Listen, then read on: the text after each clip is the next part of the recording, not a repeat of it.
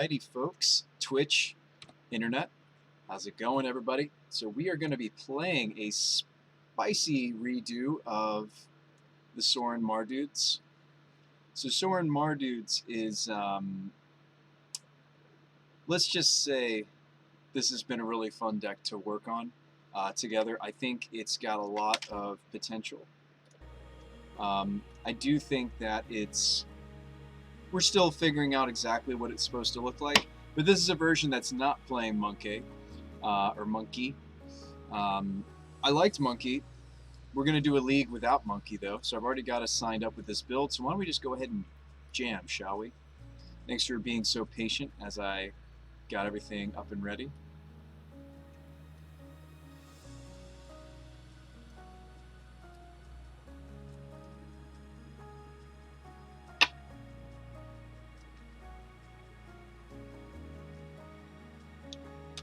So there's a lot of different things, moving parts going on in this deck, but basically it's built around the new card from Modern Horizons 2, General Ferris Rockerick. So this is the hexproof from monocolored human soldier. He's a 3/1 for 1 red and a white. Whenever we cast a multicolored spell, we're going to get a 4/4 red and white golem artifact creature token. Now I've looked into a lot of different ways to soup up these tokens. We've thought about a lot of different weird things, but the thing that I want to try for now is just making the deck efficient at pumping out those golems. And then, of course, I'm trying out a singleton Sorin. And the purpose of the Sorin is literally just to give those golems +1 attack power, and also it's going to give us that lifelink, which is very precious. And what's cool is that proceeds into the next turn afterwards. Now, this hand's a little tempting, right? This is a nice turn 3 Blood Moon. Turn 2 Lightning Helix if we lead on the Marsh Flats. That is, unless, of course, if the Kaya's Guile is worth it. One of the reasons why I'm playing main deck Moon right now has to do with the fact that just in the meta as of late, there's been a lot of Titan. Titan is pretty popular. There's just other decks utilizing Urzas. So it's really nice to have one card that'll just shut down all the different Urza cards. That's really why I'm main decking the Blood Moons now. I don't think we were even playing Blood Moon in the previous build. But anyway, let's give this a go. It's awesome that we want a die roll. It's always good when you're winning die rolls in Modern, right? It's important in formats like Legacy and such as well.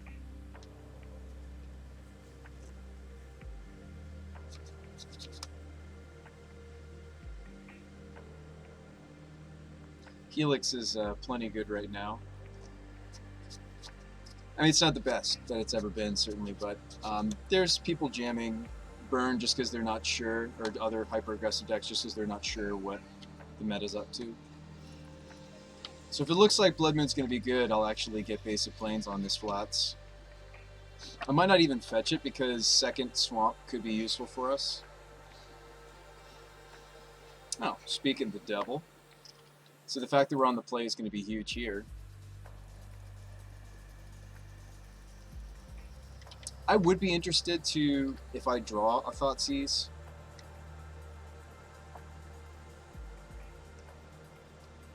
Yeah. Speaking of if I draw a Thoughtseize.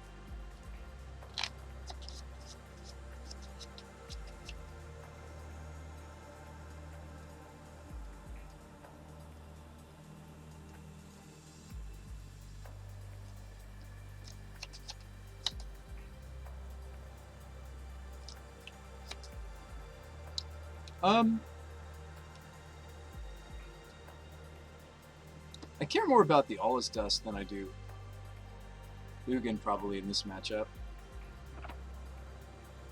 But Ugin comes down sooner.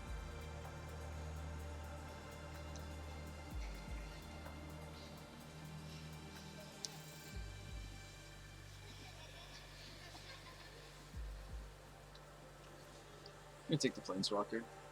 But I think you could merit taking the, because we do commit to the board, and that's kind of what I'm trying to do. But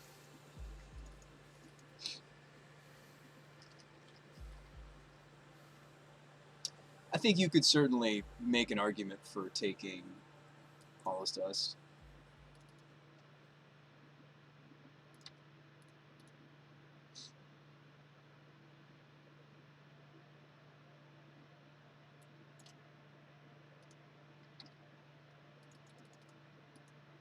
Now, we're a slightly better Blood Moon deck than we were in the past. I'd be happy to explain that. I don't really want to take the extra damage to fetch. It'd be nice for us to have the extra color, the extra black source. But let's just go ahead and slam this.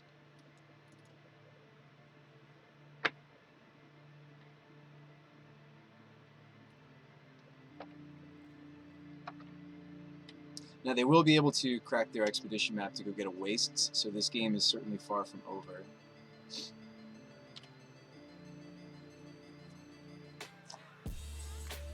And that's the thing about Blood Moon is, like, I might still lose. Oh, very much so, Tibble. I think this is the greediest card I added. But the thing I was saying earlier about the Blood Moons is we're using Border Posts as the other piece besides Manamorphose to kind of make semi-free golems. I'm certainly more excited about Manamorphose than I have been the Border Post tech. But somebody suggested Border Post last stream. I was doing this nonsense, and it was actually really cool. There's their Wastes. Now I kind of want to try Vindicate, right? Kill the Wastes.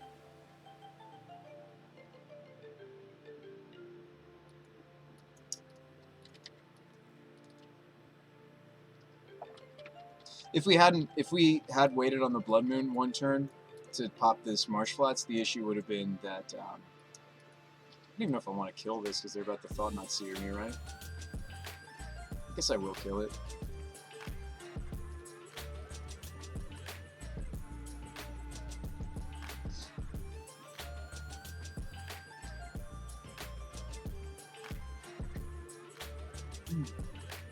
They find another one.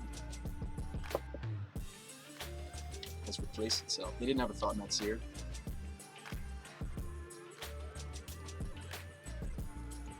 Discovery. I'm more interested in discovering than casting a Helix. We gotta dig to the goods. We gotta dig to General Ferris and better removal spells. Maybe the Vindicate we could also find. There's a Vanishing Verse, it's not great. I don't think this actually has anything to grab, this Inquisition. I think this is a dead card, so we should hold it because we have one more Thrilling. We should just hold it. Might just want to play out this Arid Mesa, though. So I don't think that this actually has anything it could hit in this matchup, the Vanishing Verse, because I don't think colorless does not count for colored, I don't think. Now, it is just a singleton Vanishing Verse. But we are about to get smashered. So maybe I should have held that Arid Mesa.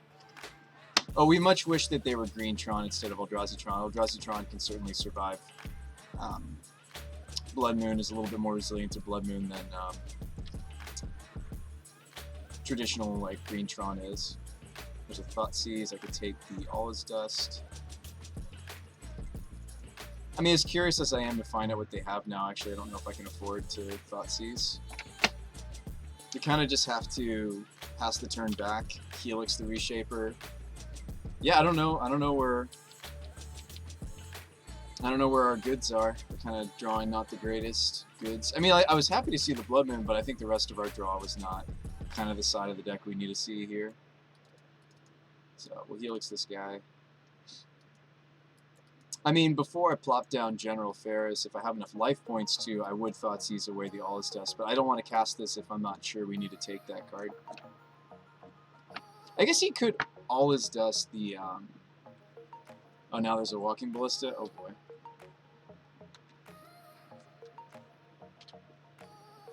Down to 12. I don't know how our Eldrazi Tron matchup is for this deck yet. I don't think we faced it once. It's not looking great here. It's a big Ballista. 3/3 Ballista.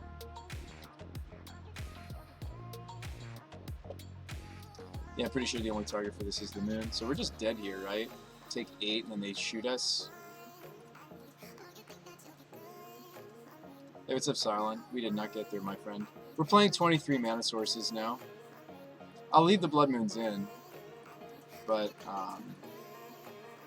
that was a little sad to not see some of our win cons or some of our removal spells for and Vanishing Burst leaves. So do the Helixes, I think. Fatal Pushes could stay in this matchup. They hit Thought-Knot Seers. Cling to Dust can go. I think the hand hate's okay. Inquisition's actually a little weak in this matchup, so we may not want the 3 of. So I've already cleared out several spots for us. I think the K commands can be hit or miss too in this matchup, whereas like Kai's Guile can almost be better in certain situations. Anyways, let's bring in this second Vindicate. Nahiri's pretty good. Needle has a couple different targets. Let's see, Rip Apart. I'm not that excited about some of my other options. We have one more slot. Obviously, we don't want any of like the Graveyard or Search or Exile kind of stuff. We don't need any of that. The Rip Apart or the Rakdos Triumph could get played over the Lightning Helixes, maybe. Certainly not Vanishing Verse. Maybe even Kaya could be the extra.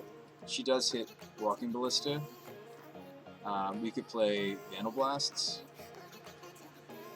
Like, if what I'm looking for off of the Rip Apart or the Rakdos Charm is just destroy an artifact, we're almost better off with K commands and such, right? Or just play Helix because it's a multicolored card for General Ferris. By the way, if you're just joining us, General Ferris Rockrick is our build-around card for this Mardu pile. I still think Inquisition's okay, but it's just we might be better off just playing all these artifact removals. Or like ways to remove Chalice. Like Kaya is a way to remove Chalice, that's true. I don't care too much about Chalice on 1 though, as you can see. I do care about Chalice on 2. So maybe just ways to remove Chalice is where I should be. I don't really want all these Inquisitions, do I?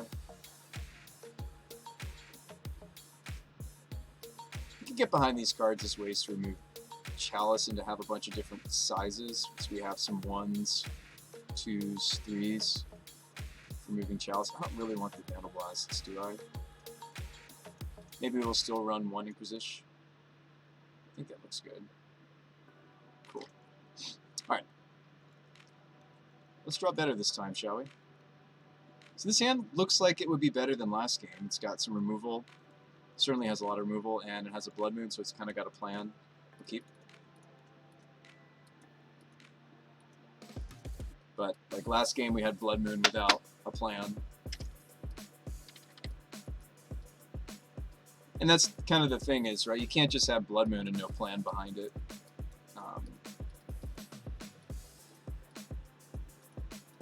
We certainly don't want to crack this Arid Mesa early because we don't know if it's getting the basic planes. We don't know if it's turning on the Revolt for this Fatal Push in my hand. I am still running some number of Fatal Push. I used to be on, what, 3 or 4? And then we kind of slimmed that down and tried to include more multicolored cards. So our multicolored to monocolored count is really healthy for General Ferris. You can even count the General Ferrises themselves. We're at 30, right? Yeah. I'm at 30 main deck multicolored cards now, which is pretty good, despite, you know, still running some like reasonable Black Moon kinds of cards.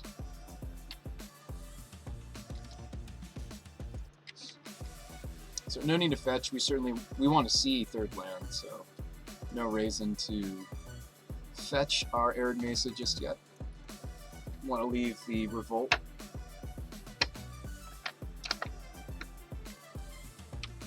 We draw our 2-mana Artifact Destruction. We might be able to take out that map. Doesn't look like we get to. So we'll play this Marsh Flats as well. Unless I want to Manamorphose and hope that the Artifact Destruction is my next land. I don't think that's smart. Because we're looking at basic plains, 2nd basic swamp off these 2 fetch. If we draw another red source is what I mean.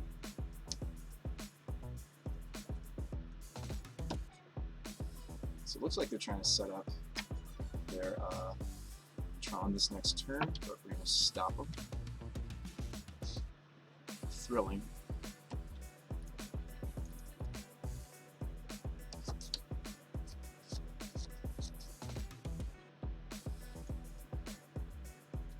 This Manamorphose makes me feel a little bit more confident The basic mountain has actually been kind of nice in this border post build. I haven't felt like I've been taking as much damage off our mana base. Like, look at us, we're at a nice 18. This is probably them doing the same thing they did last game. Now, granted, this Fatal Push is what? Without my fetches, it's a lot less likely to get Revolt, right? And I'm aware of that, but it's not a great removal spell in this matchup anyhow. It hits Ballista and it hits Thought-Knot Seer. And those are important creatures to kill, but...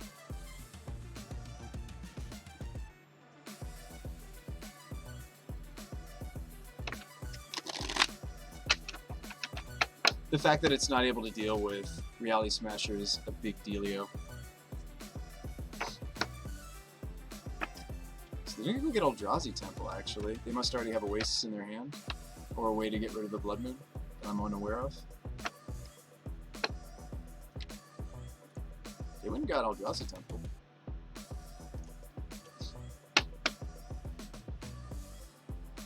Yes, they must have already had their wastes, as you can see. Sure, reshape, bro.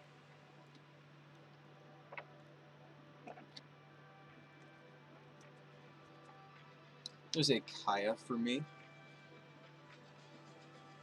It's not what I'm doing, though.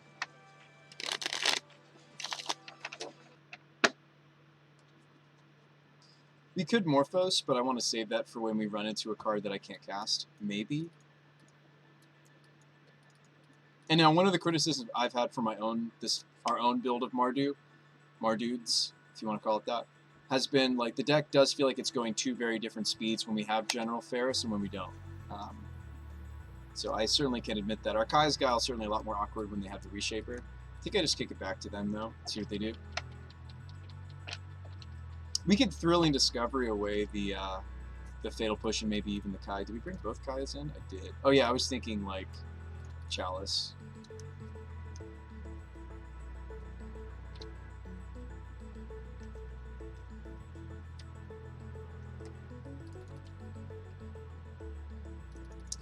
If they have the Thought-Knot Seer, I don't really have an answer to it anyway. So why don't we just go ahead and make them discard and kill the Reshaper. It's a very high chance I just get a land out of this Kolaghan's Command, though.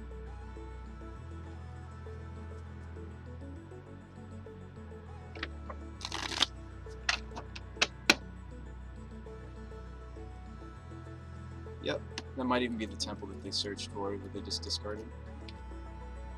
Hers is mine. It's kind of a weak Kolaghan's Command from me. But I didn't have a creature to pick up from our yard, so I think it's fine. I didn't want to spend the Kaya's Guile on the Reshaper. What if they're just going to second main a Reality Smasher? Looks like they're considering it. Chalice for 2? Okay. I can clean that up with the Kaya, but I don't know if I want to. Because of Reality Smasher. There's an Urborg for me. I find music a spiritual tool. When people need it, get a recharge. Like, sure, I can get rid of the Chalice. But is it right for us to get rid of the Chalice? I guess I could leave open Fatal Push mana. Oh, no, I can't. Because Kaya is going to spend my only black source.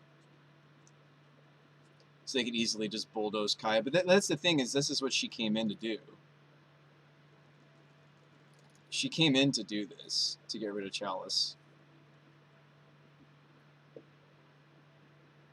This is why we brought her in, right? So I think that's fine. And if she gets bulldozed, she gets bulldozed. By Reality Smasher is what I mean.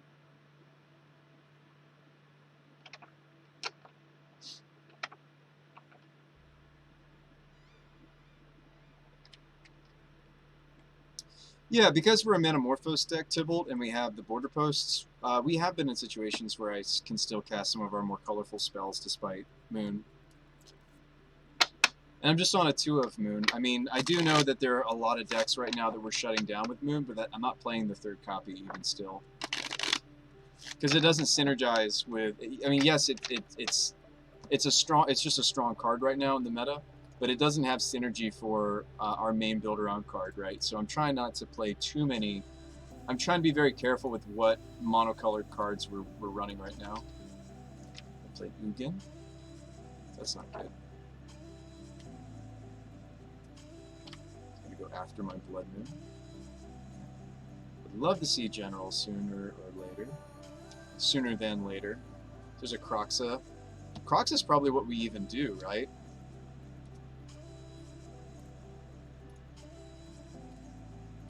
I imagine Kroxa is what I do, right? They have 2 cards left. I'll probably want a Kroxa, and then I might even Metamorphose to Kroxa again next turn. What's the other thing I could do here?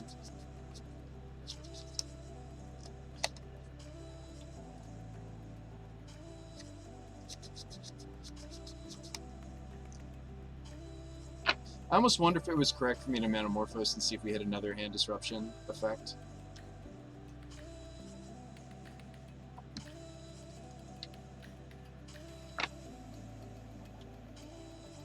If we get something really good here off this Kroxa, it's very easy to see that their hand is, I don't know.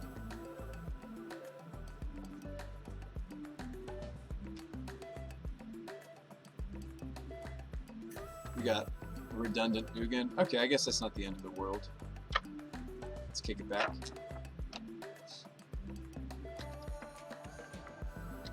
We do need one more card in our discard pile to Kroxa, so maybe we even want Kaya to die, or we want this Fatal Push to somehow get exchanged. Like, if I don't even have Revolt, I might, fingers crossed that it's not Big Ugin. Do they play Big Ugin? I don't think they do, Tibbs. By the way, it's been a bit since I've seen you, my friend. How you doing? So Ugin, their Ugin pluses. Oh, they can have like everything from Ballista to Karn into Big Ballista. There's a lot of different things this could be. I might be pushing this token, this Spirit token, just so we can get the Kroxa off. Smasher, huh? So it looks like Kaya is going down, but I still probably want to just be mana efficient here and push the Spirit.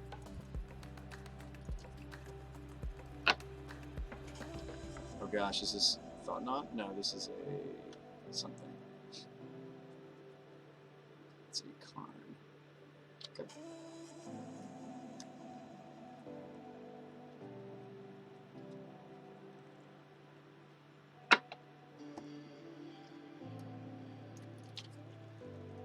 Maybe, Steve, I want to finish this league. Be good to prep for tomorrow's podcast, though.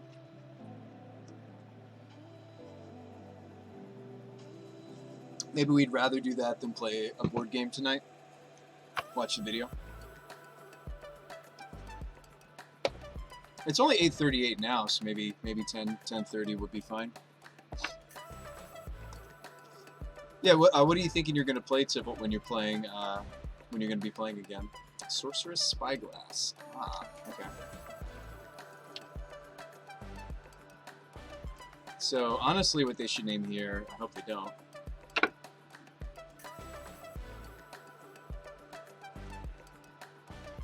$10:30, 11. Okay.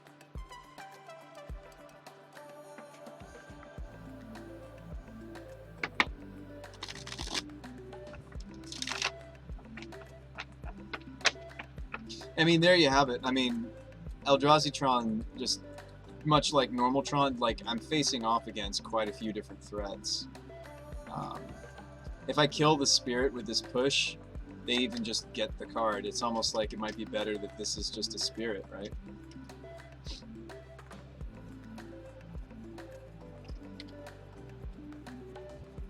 So they do name Kaya, so that's good news for us because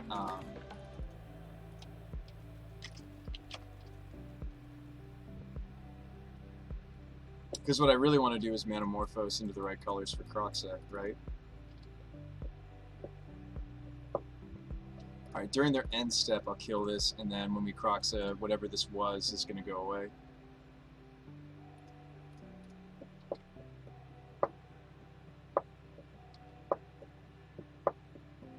We drew a border post.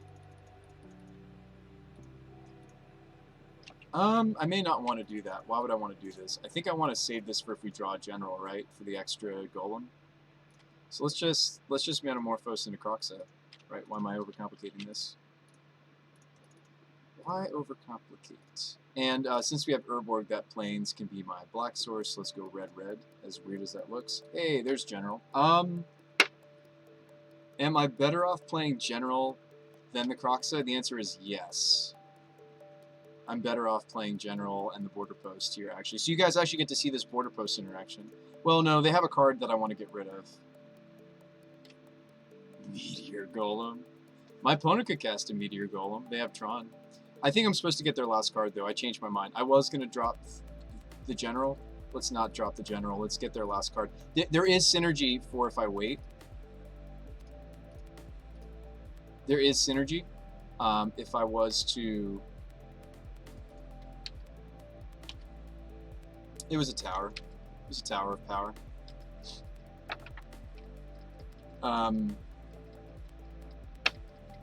Croxa can stand up to the Reality Smasher. 5/5 versus my 6/6. My opponent's top decks, though, are quite powerful when they have access to all of their deck's mana.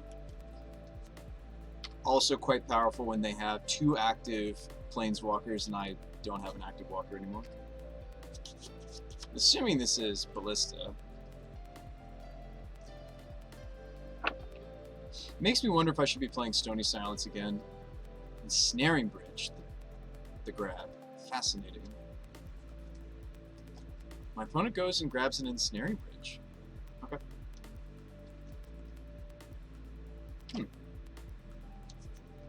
Okay.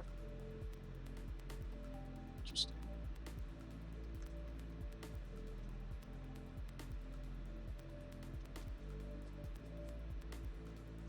I think that's fair because they've got a couple of walkers.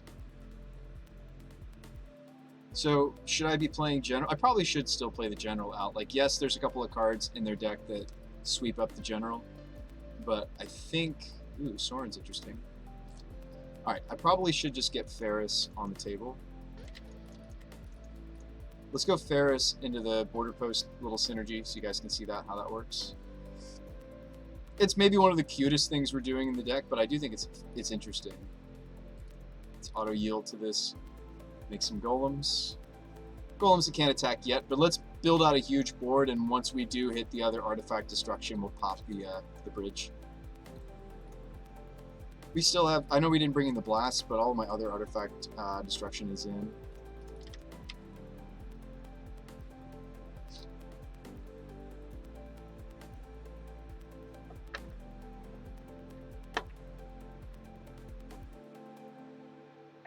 Now, of course, my border post mana doesn't work because they have Karn Great Creator, but most of the time this is fine. There'll be matchups where it gets like Abrupt Decay or whatever. You're playing this slight inclusion into the mana base because of the synergy.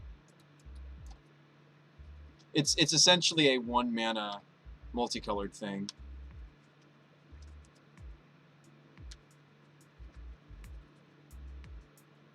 Lattice is banned. I mean, Karn, I still need to kill this guy. I mean, if I draw, like, a Kolaghan's Command, I'll shoot Karn, kill the bridge easily. That way that there's no block that they can do that would save Karn. Like, yeah, I'm probably more afraid of Karn than I am Ugin. But then again, Ugin might consider blowing up General Ferris, right? Let's not forget that Ugin can minus and blow up, like, Croxa or... Ferris. Ah, but they have a Warping Wheel for my Ferris. Gross. I think we are indeed losing this one, right? I mean, my opponent has 2 active Planeswalkers. I have to get my Croxa attacking. I can't even really swing through the spirits that they're slowly making. Yeah, I mean, there's a lot of things stacked against us. I wish I'd kept that swamp in my hand, actually. Well, that's not true. I need the mana sources. Like, if I was to Thrilling, I'd probably dump the Kai's Guile and this Marsh Flats and keep the Sorin. If I play Sorin, that doesn't seem great.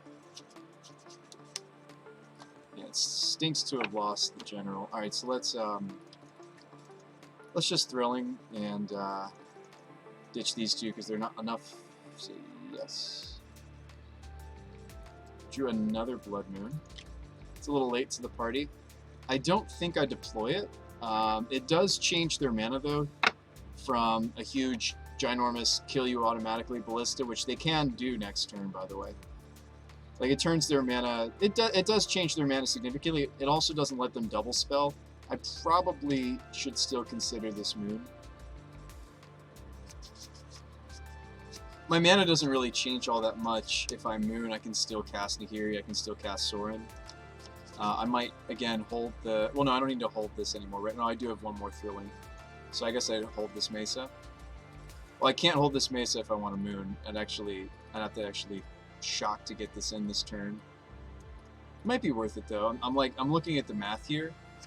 The opponent has a much more lethal ballista. Might as well get Foundry since we have the Urboard. Yeah, my opponent has, well, it's going to be irrelevant with the moon stack, but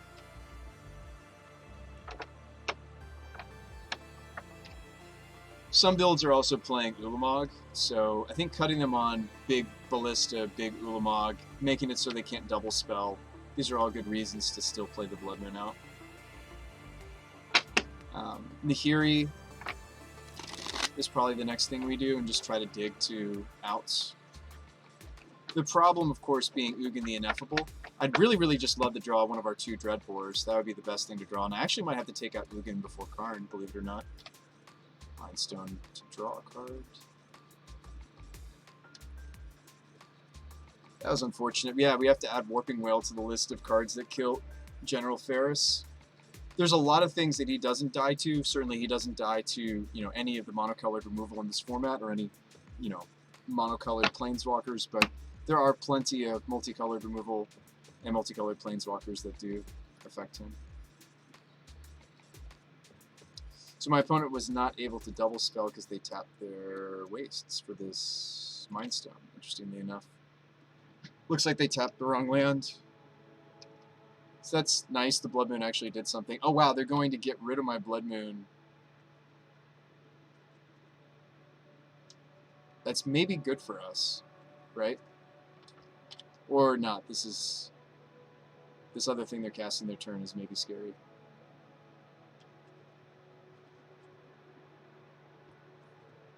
Even if I top deck away to... I mean, I guess I can remove... sorry, I can't remove the Ensnaring Bridge because Nahiri says specifically tapped artifact. Drew an advantage. Drew an inspiring advantage. It's not great. The Ugin right now can't take out the Nahiri, so actually we kind of get away with this, don't we? Kind of get away with this here, don't I? I think we'd actually rather have the... No, we have Urborg again. So we're going to Nahiri. We drew a card to discard to Nahiri. Yeah, I'd like to keep the Sorin, wouldn't I?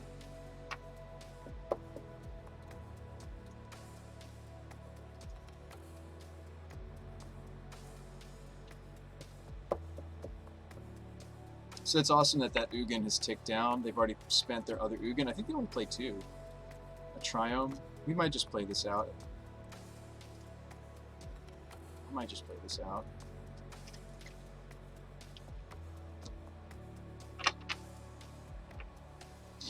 We're not in a great spot though, folks. But Nahiri ultimates pretty quickly. I mean, heck, I would never think that I would use her this way, but maybe I'll use her to go tutor up a General Ferris.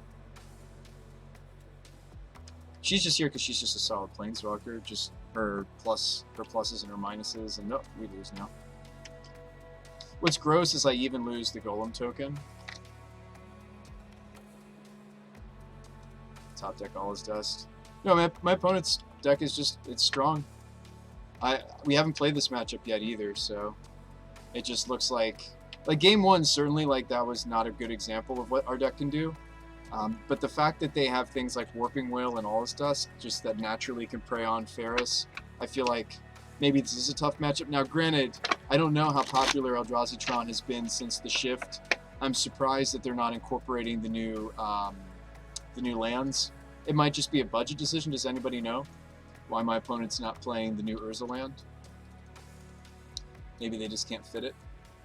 We also would have died a long time ago, right, because of the ensnaring bridge. So there's the Vindicate to get rid of the bridge. Maybe what I'm supposed to do is get Croxa back on the table. I very well could be wrong about that, folks. I'm not sure. 2 remaining. Okay. I'm going to Croxa away the remaining card in their hand. I'm assuming the thing in their hand is not important, though. Yeah, All Is Dust is hard to rebuild from, but we'll try. So Croxa's back. Dismember was their card. Okay. Don't have enough mana to cast the Vindicate.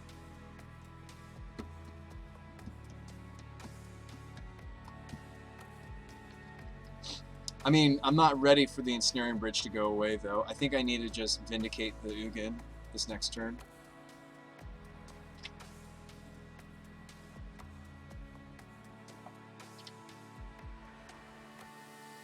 Ugin now has enough loyalty to take out my Croxa. So yeah, let's kill the Ugin.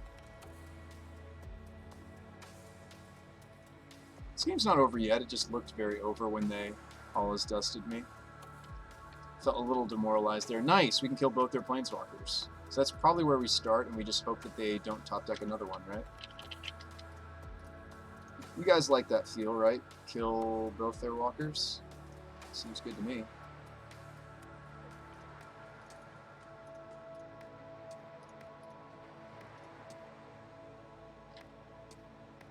Now I'm sure you're like, but Bruce By, you needed to remove the. If I remove the Ensnaring Bridge now, my board's not good enough to beat what they've got going on. They got the 5/5 trample, 4 2/2s, and a 3/2. Dreadbore plus Sorin was also tempting. I didn't want to give them the option to. Speaking of Karn, this might just be another Karn. Thought Natsir take my Sorin. Yeah, I could have. Maybe they weren't going to be greedy with their Karn. Now I lose the Sorin. That's fair, Tybalt.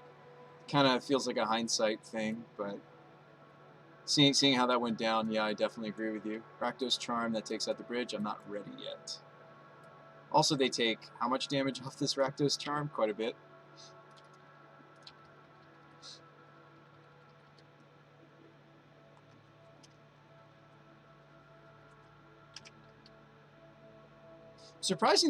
I'm surprised they're not holding cards so that they can attack with their spirits.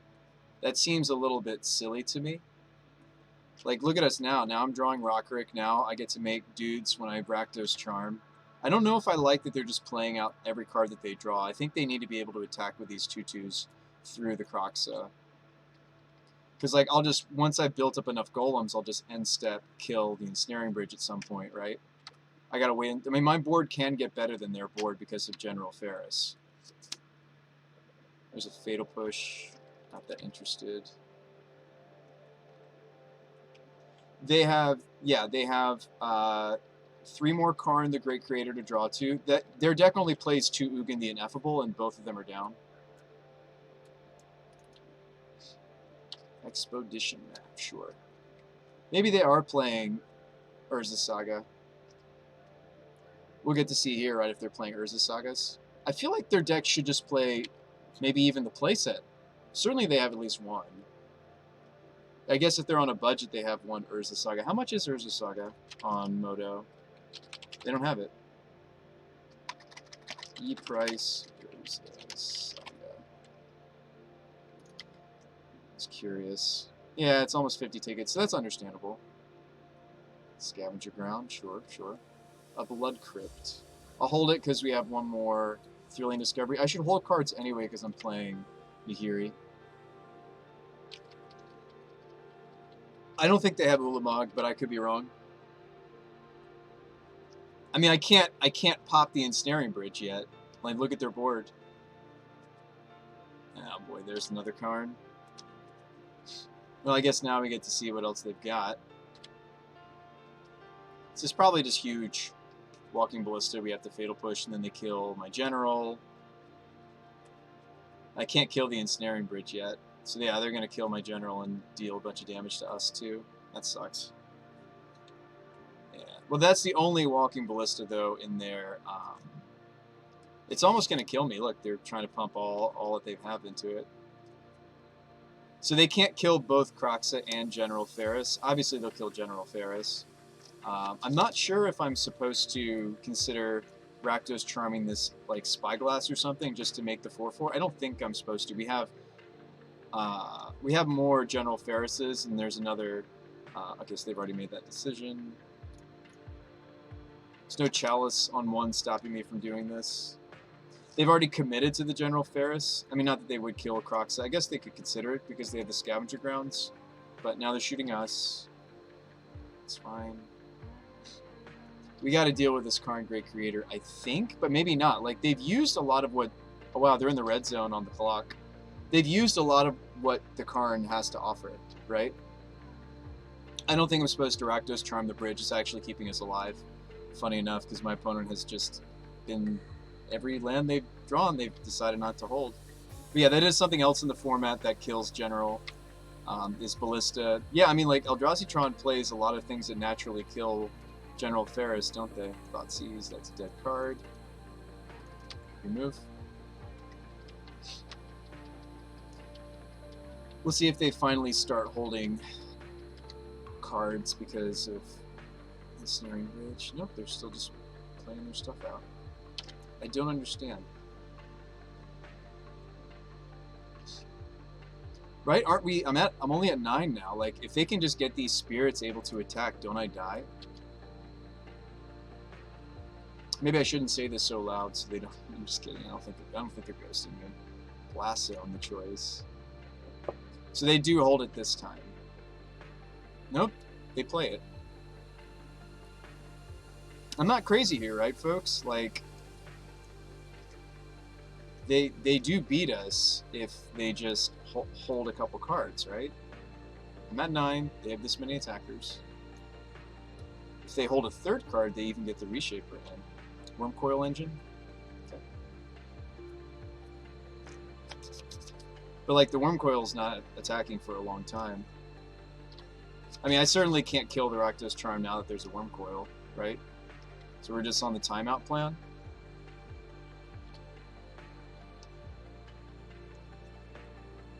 We should probably play land next turn to get under the count. Alright, so we've drawn another General.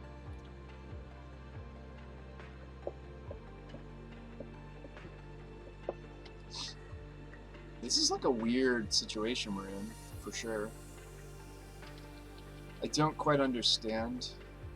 Alright, are they setting up the Blast Zone to take out my General Ferris? So this is them using the Blast Zone to blow up their own Snaring Bridge, actually. I figured out what they're trying to do. Only I had my Blood Moon still, right? So they literally did have kind of like we had both our Blood Moons, we lost both our Blood Moons to both their Ugins. It's just really unfortunate. So yeah, they're gonna pop. They're gonna kill their bridge. They're gonna kill my General. They're gonna kill. Maybe I shouldn't have played my General actually. I'll get to Rakdos Charm their Worm Coil Engine. I'll play this Rakdos Charm before the General is destroyed, so we get the 4/4. But I still think we're just immediately dead, right? Yeah. I think I'm still just dead. They're at 17, so me dealing 1, 2, 3, 4, 5, 6, 7, 8 damage is insignificant. So we pop the Worm Coil, make a Golem, Rakdos for player damage. It doesn't do enough here, unfortunately. But I did count them just for your benefit and my own benefit. It's good to calculate that kind of stuff. We're just dead here. I'm at 9. They could have killed us like turns and turns and turns ago, though. Right? I mean, they had us beat just with these. They should have just been attacking. But anyway. Alright, they find an Eldrazi temple. Is it frustrating to sit here and the opponent's making mistakes? No. I mean, actually, wait, I live by 1. Turns out we need 3 Blood Moons. I actually live by 1, don't I? I live by 1 life. Huh. I don't think there's a top deck other than, like, I don't know. I'm trying to think what possible top deck. Because, like, I have to block like this, and we take 8. I draw a card because the Thought Not Seer. We get to keep the Croxa, but I don't know. I'd have to draw, like, a sweeper. I do have some sweepers. That's not one of them. It's also a dead card because of the Sorcerer's Spyglass. It's just been a weird game. I mean, we'll play on because I technically have one top deck out, right? The Kaya Sweeper. Redraws. Manamorphose is a redraw.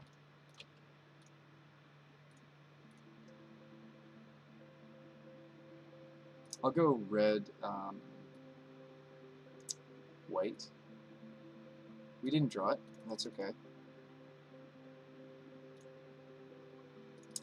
What a weird game. I mean, I won't say anything to the opponent. You guys, you know, heard my commentary.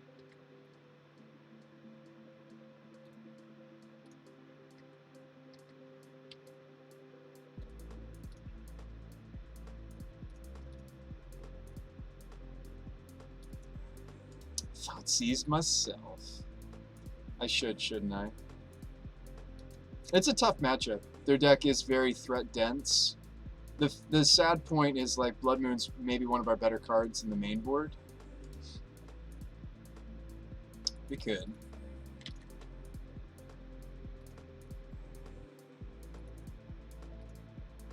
But nonetheless, good games, and good luck with the rest of your league to our opponent.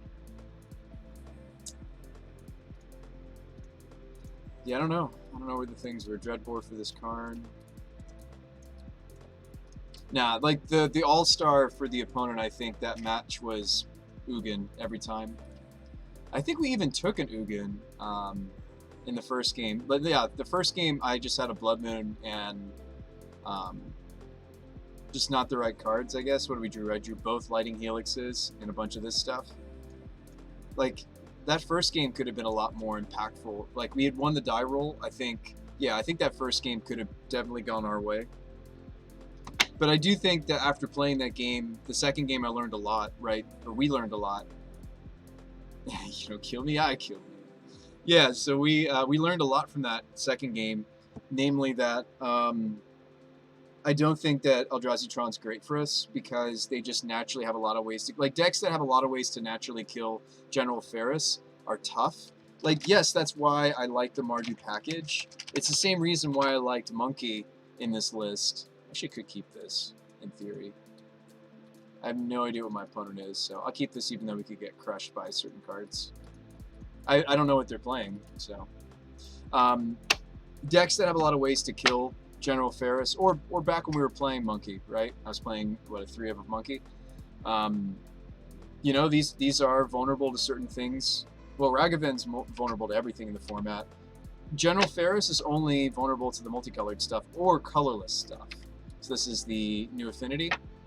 Our hand's not very good against New Affinity. We also need to win the die roll. No joke. Like I could have some of our best cards for this matchup in our main board, from our main board, and still lose game 1. So I could Thought Seize. I think I'm supposed to, instead of playing out the Border Post. Or sorry, I can Inquisition. Oh, that's not true. Some of their builds are playing the really high CMC affinity cards, and I was correct. So we'll leave the Steel Overseer alone, right? Unless they don't have the Thought Monitor, but if I don't take the Thought Monitor now, yeah, I messed up. Maybe I still should have Inquisitioned. Well, let's do some math here. So 1, 2, 3. Yeah, they don't have the Thought Monitor yet. Let's still take the Steel Overseer. That sucks. I guess I should have Inquisitioned first. I don't hate this matchup, though. We've got some good tools now. Ish. I switched out the Shatterstorms. Now, see, now I still wish I had Shatterstorm. I'm playing a couple of Vandals now. The Angers are okay as well for cleaning up their small stuff. They'll have a few creatures that survive the Anger of the Gods, but... Nexus. Getting animated here. We know their hand is Thought Monitor, so we're not going to play the Inquisition. My turn is probably get the Border Post on the table. probably Cling to Dust to draw a card. I could gain life. I don't think I need to, though.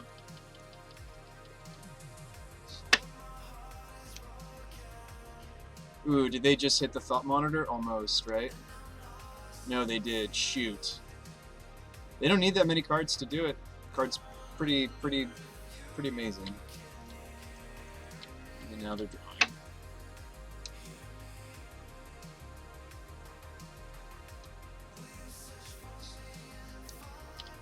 Okay, well, that's not too scary.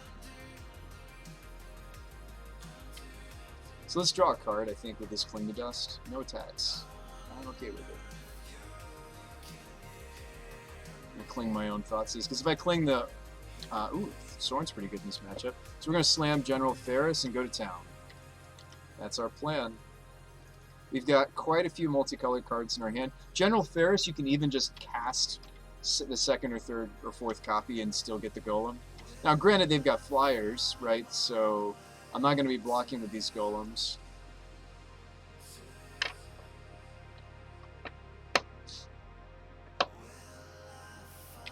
Ooh, plating. I may have just lost. That's really too bad.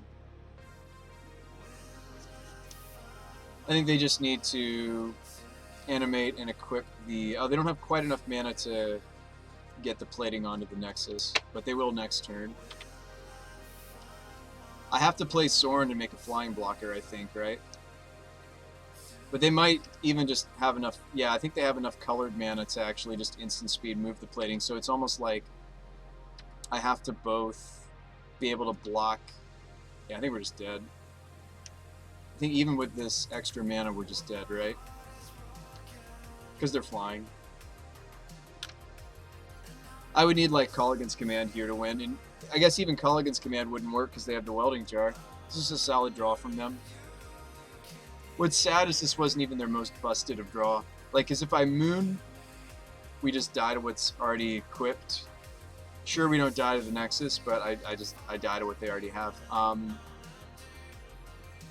If I Soren and attack, do I still lose? Yes.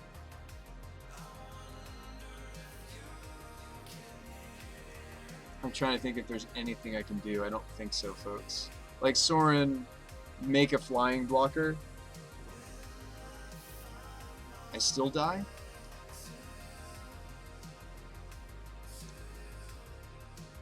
Soren +1, gain some life. I still die. You'd need more golems. Dry. These are all flying. Signal Pest can't be blocked except by creatures with flying or reach. Ornithopter is flying. Thought Monitor is flying. Ornithopter's flying. I need flying golems. I need... What is that card?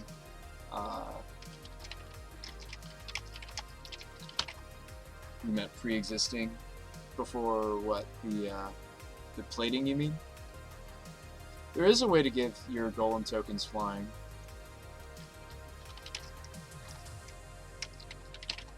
It's not in our colors, but there is a way to give them flying. Discard golem creatures you control have flying. It's not in our colors, though.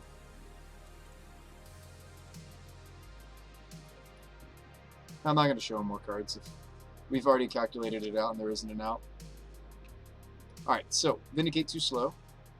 Kai's Guiles aren't great here either. Alright, so Rakdos Charm. We do have a bunch of things that I bring in this matchup, which is good because it's a popular kind of a deck. I wonder if we even want Nahiri more than some of these other things. Vanishing Burst can go. Helix is fine. The Blood Moons are actually fine. They stop Urza's.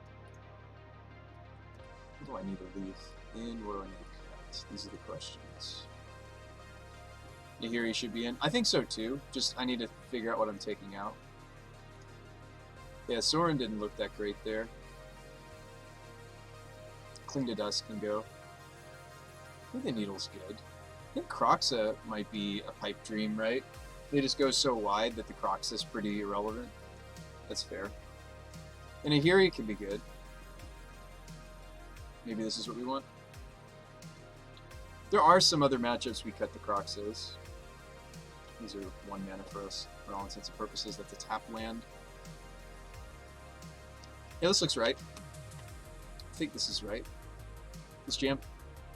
I don't hate our matchup. It's just the affinity deck is certainly back with a vengeance. This hand looks great. Disruption, sweep them, cool. Red. Still I'm gonna lead silent clearing though, because I know this needs to be a red source, unless we want to go ahead and fetch. I don't think I want to do that. I think I want to get the Triome with this, so why don't we go silent clearing first? Silent clearing for the Inquisition. I think that's what I'm going to do. We do have a good matchup. Game 1's easily the hardest. Their matchup goes downhill real fast. Yeah. Is there a card that gives all tokens flying? Besides the Golem that's not in our colors. Oh, they mulliganed. They are on a 6. Much easier for us. So don't I just take the plating? Their hand is like nothing if I just take plating. Their deck can just look so bad sometimes, you know? I have a dear friend who used to play Affinity a lot from the town I grew up, and it's just like, it's definitely a sum of the parts kind of a deck. Like, look at this. Like, if I just anger, there goes their whole mulligan. I don't even really want to spend these. I just want to sweep them up in this anger, don't I? Sometimes you just Inquisition them and they lose. Yeah.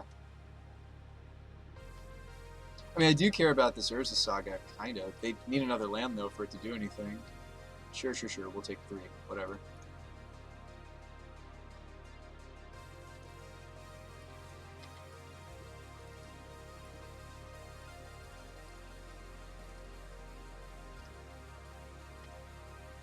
Second plating drawn.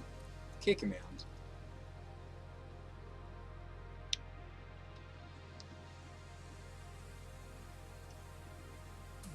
Maybe I'm being hasty on the anger.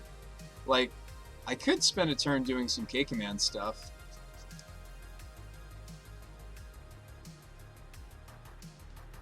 Dry says that's definitely anger. I think so too.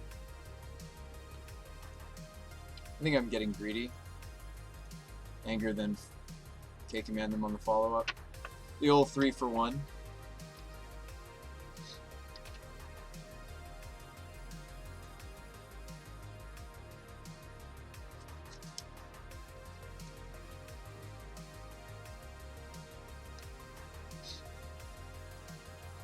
Ooh, they gave up making Urza.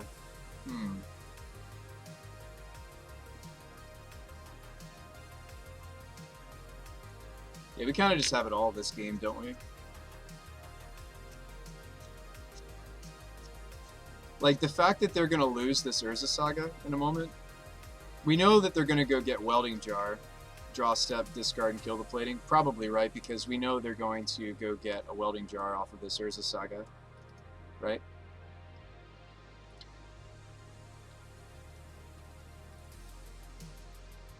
You think there's a Thought Monitor in their hand?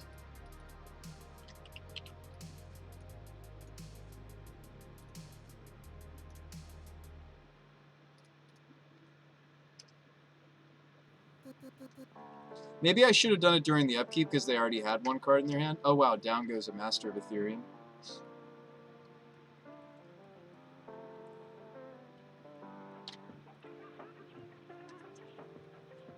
I think we're pretty heavily favored here. Yeah, they didn't get to make a single dude off this Urza Saga. They decide to get a Springleaf Drum.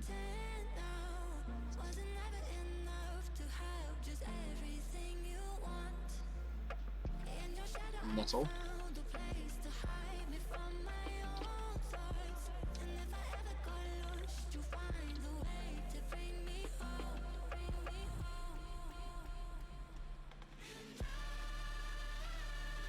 I wonder if I'm supposed to kill the Germ here and then get rid of the Ornithopter with Nahiri.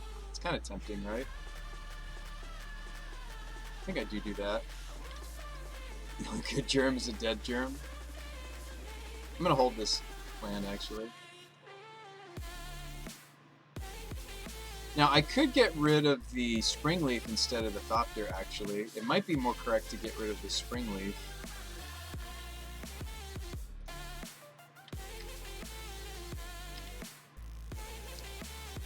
Changed my mind.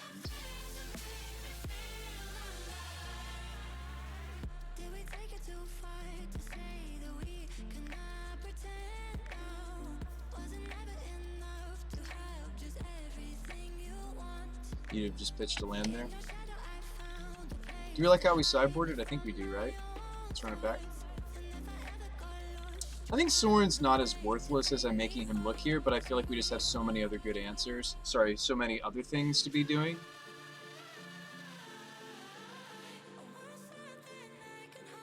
Anger, Rip, K-Command, Sweep. A basic for my border post.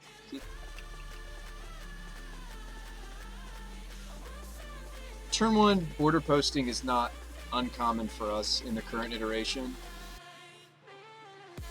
Since I have Urborg, I can just go get basic planes. Although Vanefire wants me to have a second red source, so actually this is not a guaranteed Anger. Esper Sentinel is quite good against my border post plan. I still think I have to do it because otherwise I don't have a red source next turn, so this card sucks for us. We might lose this one. I don't think I can't not, yeah. Like, I'm sitting here wondering, this is going to go really wrong for us, isn't it? The fact that even doing this triggers the Esper Sentinel is horrible. But if I wait till next turn, it's like, yeah, I think I'm supposed to just do it. Try to set up for the Anger.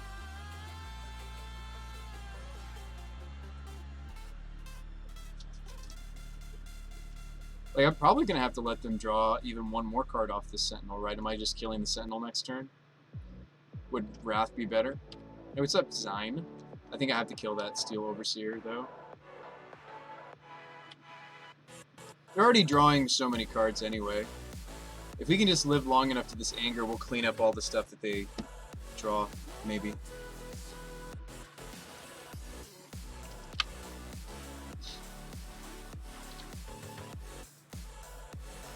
Okay. So I can take out the Overseer, and they draw another card. But I don't think it's about how many cards they draw. I think it's literally at this point, just don't let them do the things. Pretty sure it's don't let them do the things at this point. You can have your cards. You can have them. It sucks, but you can have them. Try to keep them small, and then try to... Yeah, the Anger could really do it. I'd really like to draw like a Metamorphose, or shoot, they have an Urza's.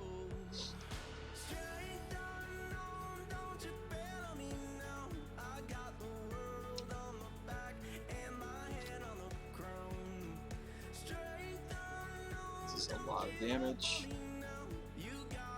No, it doesn't, Zine. So I am playing some cards that are not multicolored because I think we should play some mana efficient cards. Like, I am playing some cards that are not multicolored because I think because of their mana efficiency. It just reared its ugly head this game. It won't always. I'm just dead, right? 9, 10, 11, 12, 13 damage I'm taking here. I mean, this will be summoning sick, thankfully. But do I even have enough life points to fetch Shock? Barely. I'm at 4. We did not draw a different red source. I mean, I'll have perfect mana going for us, but we're going to be at 1. I'm dead to Gal Blast. I'm dead to a lot of different things. Draw another card, go for it. This card's great in their deck. I like this card so much better in their deck than in some of the silly... we had to kill everything else they have. I like that card a lot better than the Esper Stoneblade builds playing it. Well, Inkmoth Nexus, thankfully, is poison.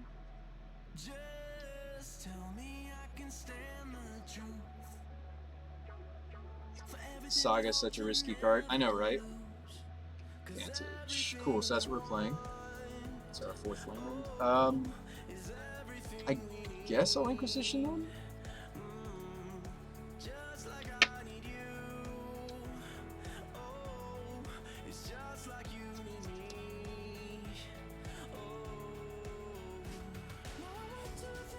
So we gotta hit the edge champion, right?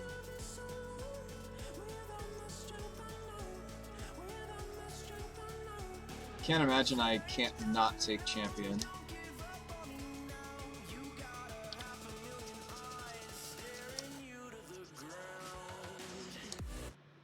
Should I consider killing the token here and also just making them discard right now? We already know that both of those cards are must answers this next turn. Pretty sure I just make them lose the Nether Cyst, and we don't die to the Inkmoth Nexus. I'm at 0 poison. You kind of have to. I'm pretty sure I have to, right? Discard, destroy.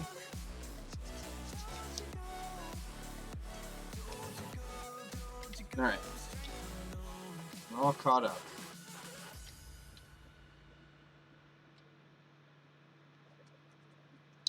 So this is going to be the old go get a welding jar, try to give me troubles. The Urza Saga is quite stupid. This is like the deck where it can really, really, really shine, but it's good in a lot of other decks anyway. You think those Stoneblade decks are sweet? I think they are. I don't think they need the one-drop Esper dude, though.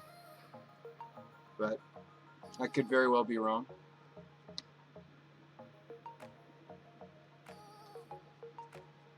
We could play Beckon. We could play Carnage. I am playing one of those cards, Tibbled, in my sideboard. I'm playing a Singleton Guttural Response. Some of those other cards I didn't like so much. Yeah, so they do go get Welding Jar, of course. Ooh, we have some options, though, now. They have one card left in their hand. Yeah, Judge is familiar. These are all cards that we've discussed, folks. So if I did Rockerick Rip Apart, yeah, exactly. Like, we did talk about those cards, but I agree with you, Dry, that they're just not strong enough. I do think the Guttural Response is cool as like a sideboard card, maybe a 2-of even, but they're only useful against the blue decks. So I think we go Rockerick Rip Apart, right?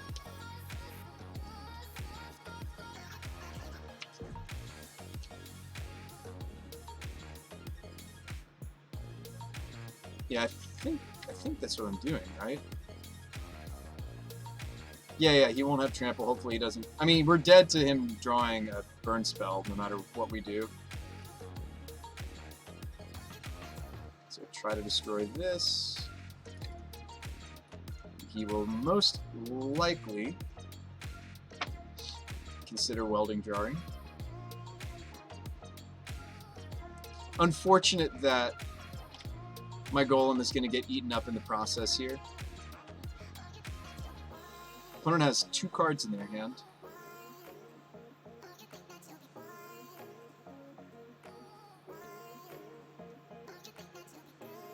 I mean, we're playing, you know, we're playing the best that we can. You know, give them the cards.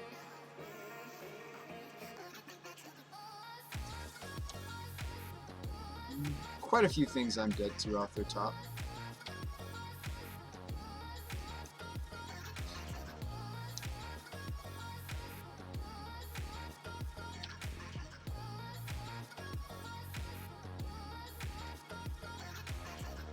They are moving on to the Infect plan.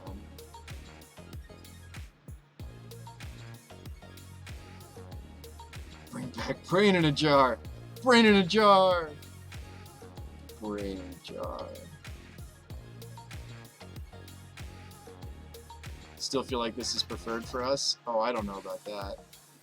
I'm dead to Galvanic Blast off the top from my opponent like every turn.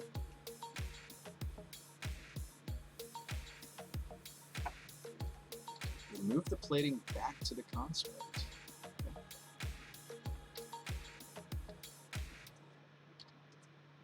You think them diversify? Wow, wow, actually now we do win.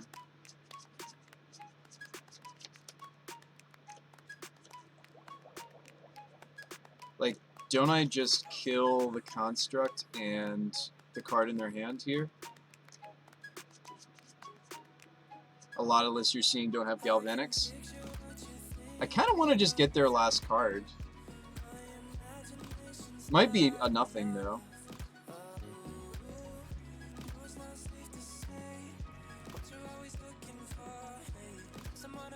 They kind of like took their time with that turn. Makes me wonder if it's another thought. You feel like we played instant speed, though? They do play the blue counterspell. Try to avoid top deck cranial. I mean, yeah, we can play.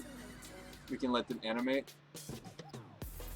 Yeah, no, I guess we have the freedom. They do play the blue counterspell, some number of the metallic rebuke, but I guess that'll get us eventually at some point, right?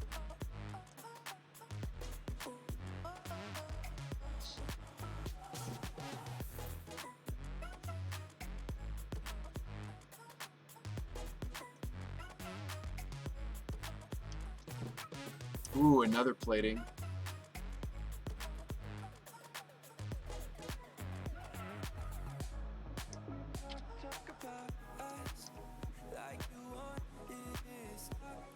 That's what this deck needs right here.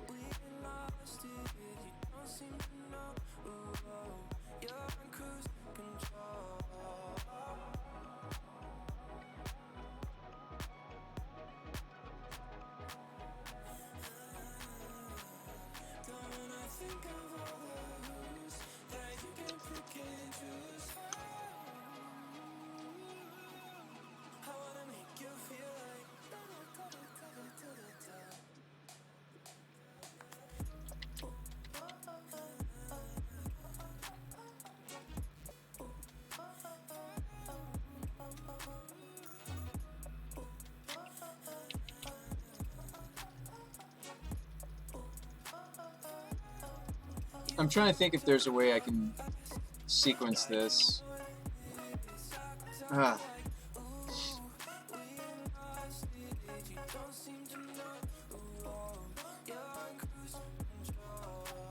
This is K Command, discard and hope. They don't have any cards in their hand, Dry.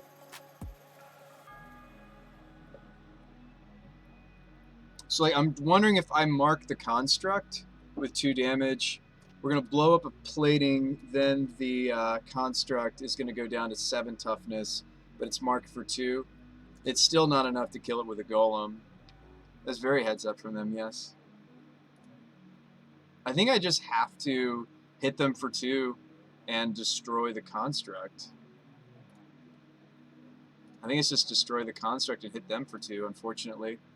But I think the fact that we're getting a 3rd secret mode out of Kolaghan's command, the 4/4 golem, is going to make this a-okay. But yeah, that was indeed heads up from our opponent. I might just Thrilling Discovery, even though it's not netting me cards or filtration. I may just want to gain the 2 life and make a golem. Which is the cool thing about Thrilling Discovery versus something like Cathartic Reunion. So we swing for all it's worth. If they animate the Nexus to try to kill General, we just Helix that. And it's just what I have to do anyway. So we just got to keep killing their flyers, which they have a lot of flyers. You don't think the platings matter anymore? I hope not. I hope this Helix buys me another turn. They're just dead next turn. Esper Sentinel, huh? We can pay for you. What they really need to do is move a plating to the Sentinel.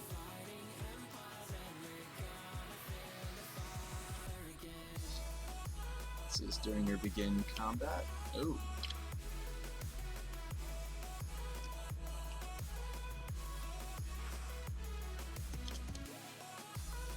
I mean, that doesn't kill me, so...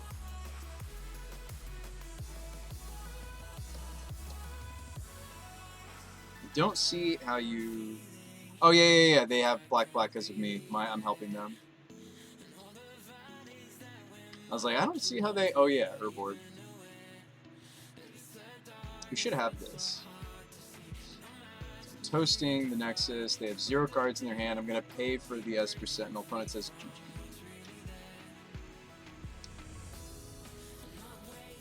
Good games indeed.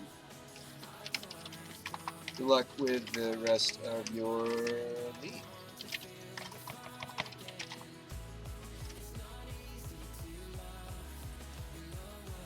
All my recommended channels are Magic because I only come here. Opponent says U2 cool deck. Oh, that was nice of them. I think Affinity is real strong now. Potentially.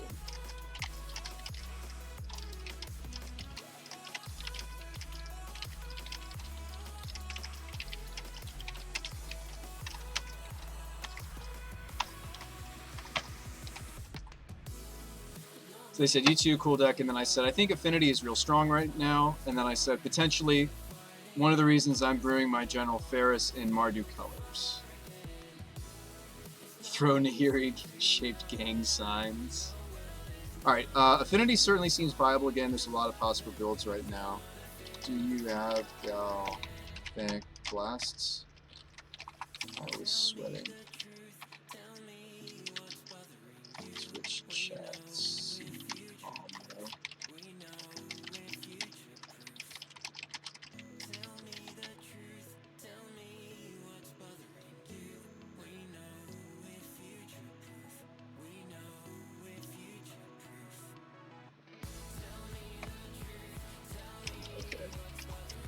Whew.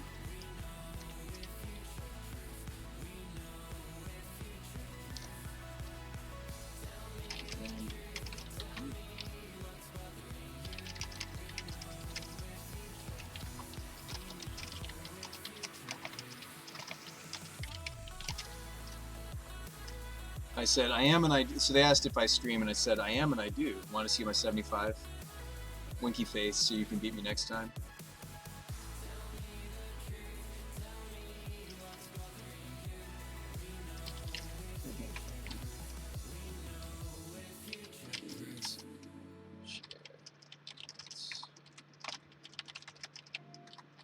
We made a new friend, maybe.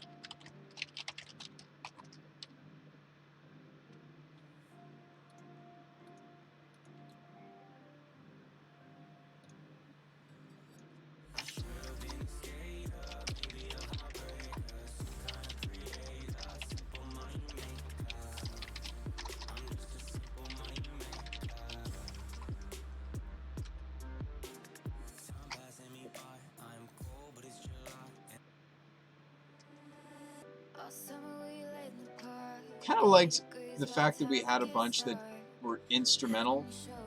I liked that they weren't with lyrics. How do I make you do that again? How do I make that instrumental? Not that the music's like terrible, it's just I liked that we had a bunch of non-lyric music going. Alright, so we are 1-1. We lost to Eldrazi-tron, but we defeated Affinity. So let's keep doing our thing. Keep making our golems. That's what we're doing. That's what we do best. That's what we do best. Thanks for tuning in, folks. I see a bunch of new faces. I like that Urborg almost stabbed us in the back. Yeah. We'll see how the new builds of Affinity stand up to hate. The hate cards have gotten a lot better since the last time it was part of the format, says Zion. That's fair. Alright. She's comically underplayed, and Crocs is honestly good enough to not run an Emrakul with her if you don't want to. Yeah, she does go and find our Croxes.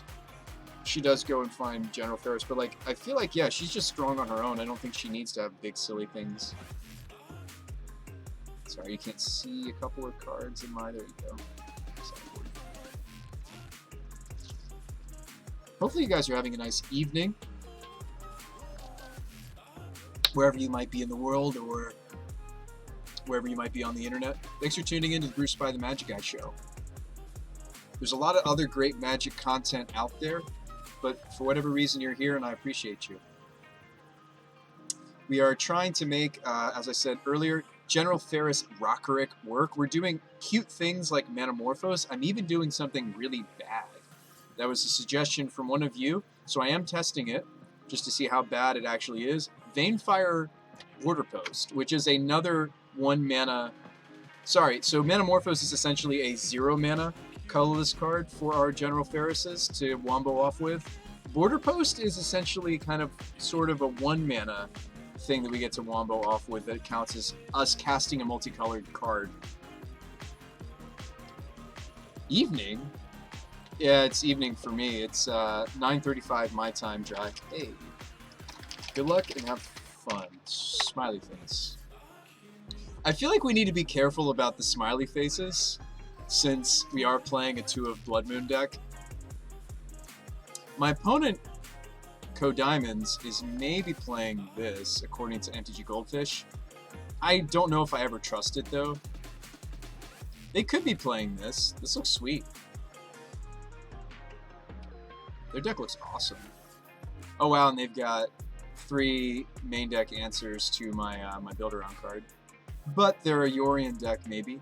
So this is maybe what they're playing. I do feel like when we have linked with MTG Bot, it kind of can sometimes spoil the spirit of the game for me. But anyway, we'll rock this. It's not like I'm going to change my mind based on what they could be possibly playing. Very possible that they're playing the same thing. So far, so good. Very, very possible they're playing the same thing. See that, Yorion? I'm going to take my Blood Moon. Maybe. No. We're playing fair magic, right? Winky face, Winky. We're playing fair magic, right? Yeah. Alright, so I do take my Blood Moon. Joke's on you, I have a second copy in here somewhere. Alright, Sacred Founder, go. We could lead on going and get... I don't see the point. I'm probably just going to go Bloodstained Kroxa. He probably doesn't care, though, if he is playing his Lingering Soul list.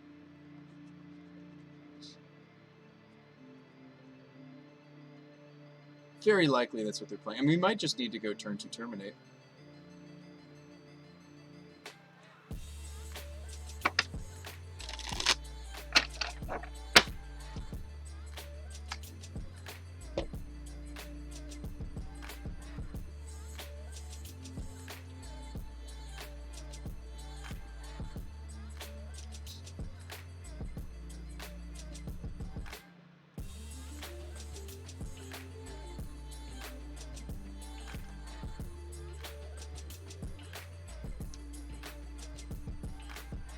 When you're playing with Yorion, cards like Stoneforge just get so much better because not only do you kind of have a guaranteed blink on the Stoneforges,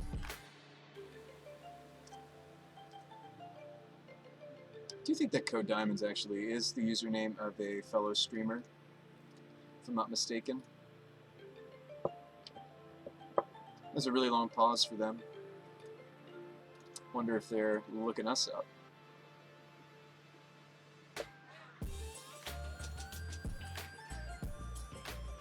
Yeah, I'm not going to open his stream because I think that completely demolishes... It's a streamer showdown. I think that completely ruins the spirit of the game. So I'm not going to go that far. But since they have access to my list as well, I think it's okay. Looks like they could be card for card.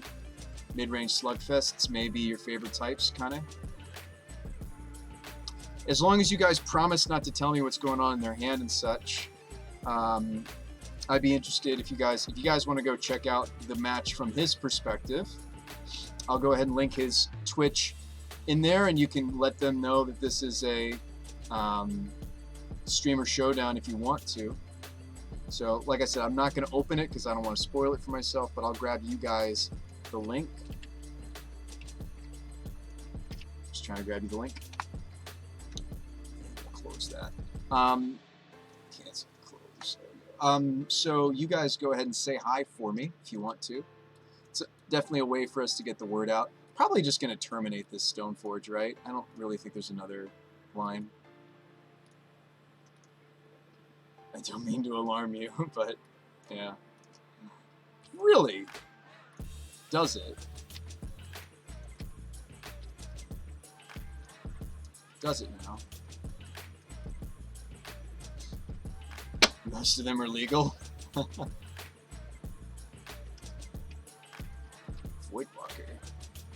Okay.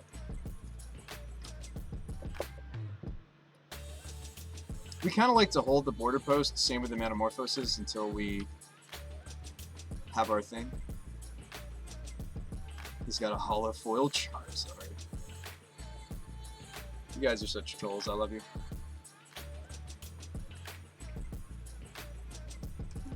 Although my love for you is not dependent on how trolly you are. I do. Seriously, I don't know if you guys know this, but I think we have... I'm biased though, but I really like my chat here. I really like the community we've built here, folks. I think you guys definitely make it really fun. What did they take?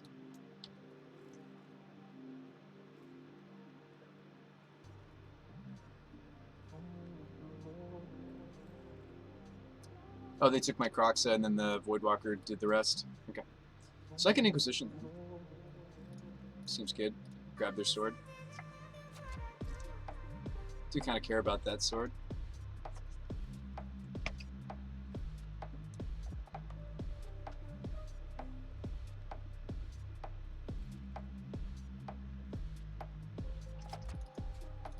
Don't really want to play out this border post.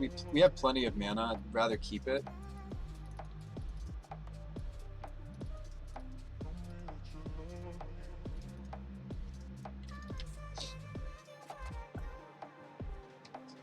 Shadow's such an unreasonable card. It is pretty good.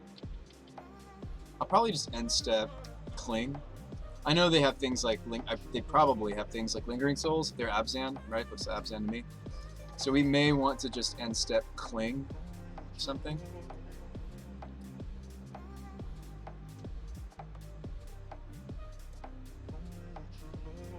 So they're gonna go get their Yorion. They're gonna go get their Yorion on. It's like Magus of the Ley Line of the Void. Doesn't even really need the free spells. Yeah, maybe not.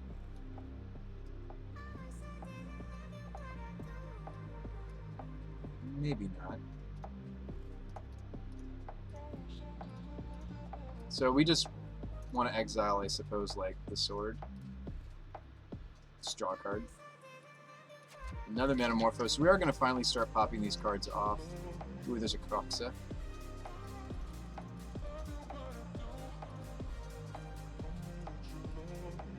Let's float red-black. Advantage. That's not great. I'll hold the border post, though, for our dude. Discovery.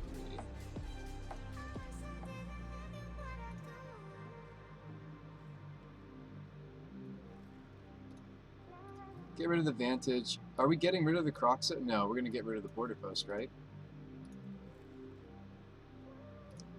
Mardu General F. I think I just want to Thought Seize.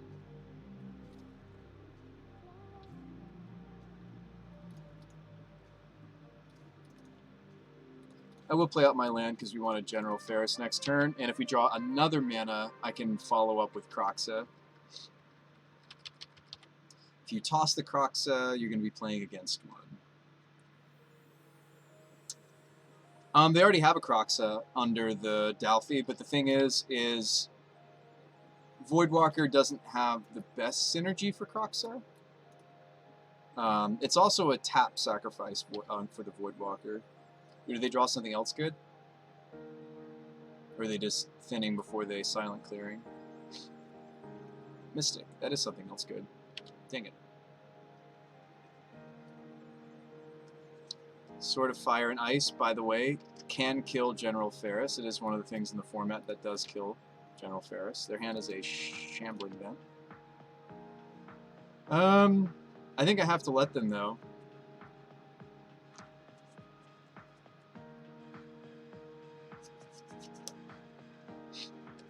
Like, they have a great creature to put the sword on. They get to put it on the Voidwalker. I think we're just going to lose this no matter how you spin it.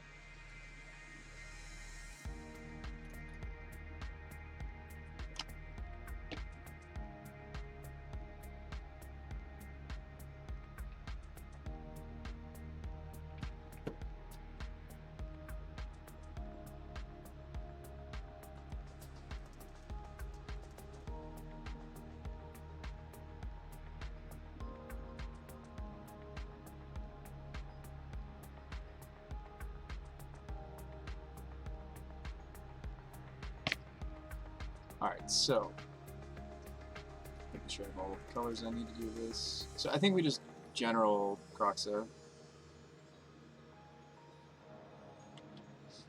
There's really no other line. But it just sucks that we're gonna lose the general.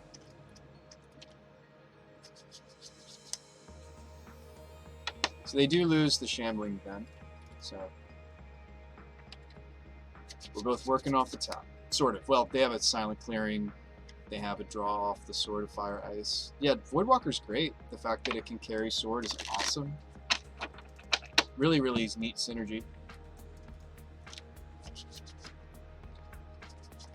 Almost two, huh? What if they're playing Luris?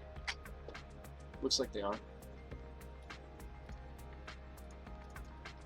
Other deck grinds for sure, and the fact that they have one of their main deck ways to take out General sucks. I'm gonna be left with a golem here. Oh, you know what? Because it's got pro red, in fact, and my golems, for whatever weird reason, they do also have the color, so I can't block nothing here. It's put me down to 3 and shoot my general. Seems pretty good. I would have to like draw the sweeper off the top here, right? And even then, they've got a card in hand and they've got a card they can get off the clearing. So I think just in all sense of the word, I think we were just bested. But let's get the information.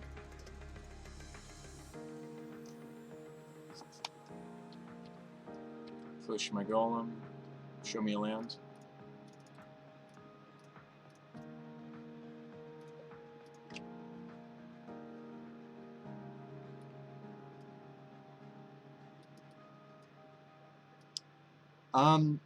So if they haven't changed all that much, they have Drink, Confidant, and Stoneforge, so maybe I want the Rip. Wrath seems good because they seem to be perhaps a Goyf deck. Rip also kills Luris.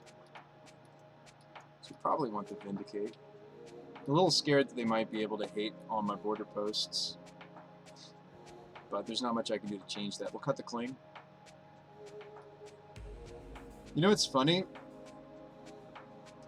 I don't actually see Voidwalker in their current build, so it looks like this list is a little out of date. I do think that using Blood Moon is maybe foolish. Or maybe not. I'm not decided on those. I'm not interested in a lot of my sideboard folks. No, Spellbomb's always interesting when you're talking about... Oh, I should probably play the Charm because of the equipment. Needle might also need to be played because of the equipment. Dreadbore seem great. You do like Moon? Do you? I don't know. So if he's on a similar list, like it might cut him off black, but it looks like the guy is playing 2 basic plains, 2 basic swamps, and the forest. It's a lot of basics. I don't know if I want to take that chance. Vanishing Burst is great. Like a lot of this stuff is great. I don't even know if I want it to be like a hand disruption battle either. They're playing 7 hand disruption pieces, however they're a Yorion deck, so maybe that's normal. I don't know, in these slogs, I don't really like that much hand disruption. Jade with the 20 months. Jade, thank you so much for that subscription. Welcome, welcome, welcome. How's it going, Jade? How you doing tonight? I mean, Anger the Gods can actually clean up their deck pretty well, except for the Tarmogoyfs. It'll kill Confidant, Drinker, Voidwalker. Like, it kills everything except for... And the Lingering Souls. It kills everything except for Yorion and the Goyfs. And it's going to get... Yeah, I think the Angers are where we want to be. I don't think I want any hand disruption, maybe, because if I draw it late, it's just dead. I don't think I want any. I think we can beat them without it. This is a slog. This is a mid-range slog, and we have, let's see, 6, 7. We're bringing in 7 relevant cards, right? 1, 2, 3, 4, 5, 6, 7. Like, I think that's a pretty clean switch, right? So let's go ahead and lock that in. I'm sure I made somebody nervous there. Submission received. I'm sure I made one of you out there nervous. Bruce Spy, quick, submit the deck. Submit! Oh, I did. Keep.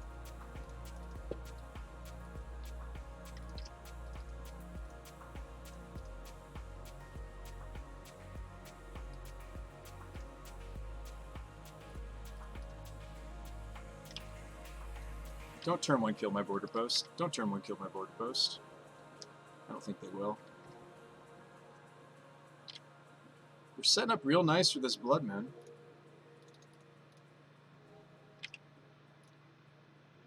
If I thrilling, what am I ditching? The Inhiri because I need third land drop. Maybe this fatal push even.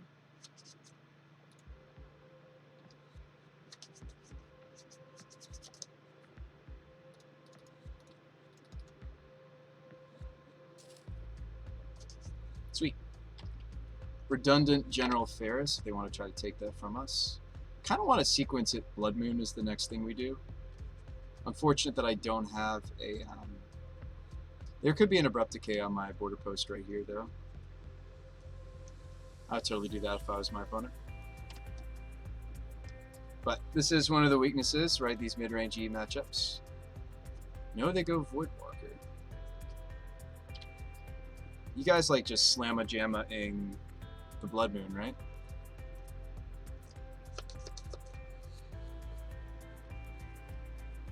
We'll deal with the Voidwalker later. I take a little bit less damage if I go get the basic Montagna.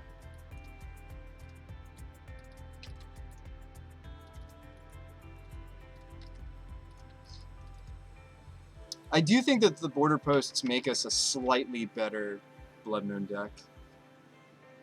We kill the Voidwalker, and then, yeah.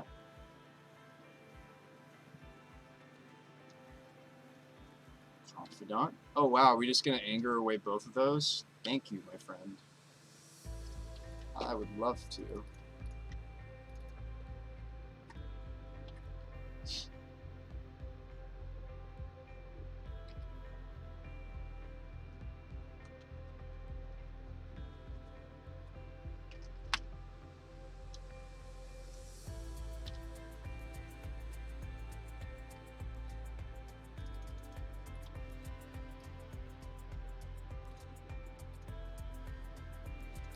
I'm gonna blow up their swamp, actually.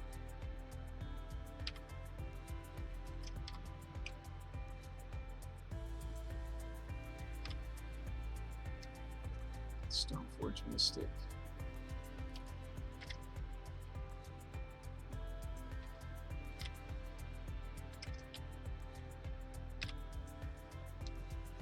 Let's kill the Confidant next.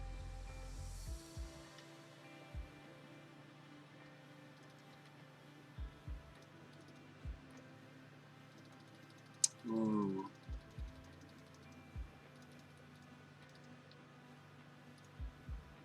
We get to do all the things. We Ponza now. Watch this.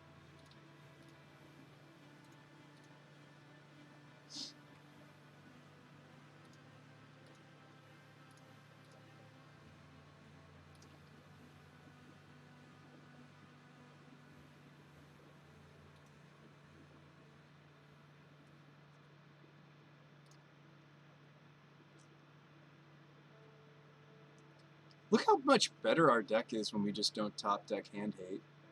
You like Cutting Moon now?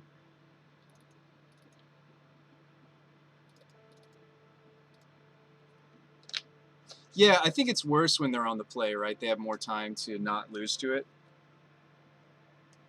Nice, I made that swap just in time.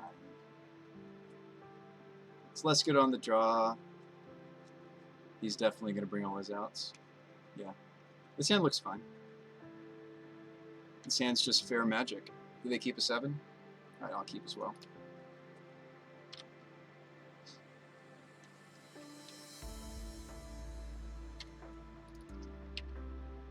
We hope to see our Inquisitions sooner than later, right? If we're going to see him, we want to see him like now, the next few turns. Otherwise, they can stay in the deck. Yeah, good suggestion, Dry. Good suggestion. That's kind of a mean game we just put our streamer friend through. our opponent.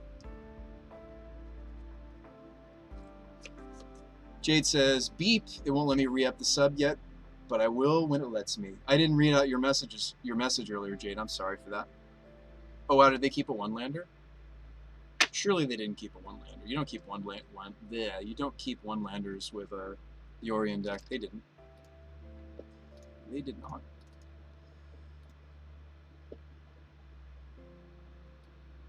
Games of unplayable Magic. Is this Stoneforge? Then I get to Helix. Is this a Voidwalker I get to Helix?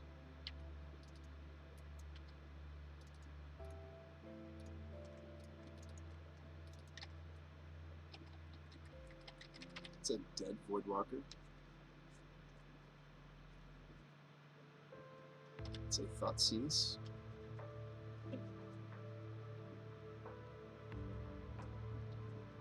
I imagine they take the Culligan's Command.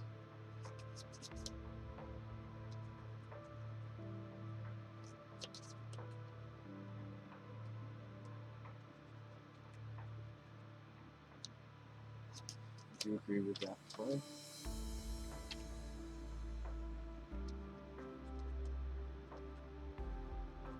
Do you like trying to cut them on green?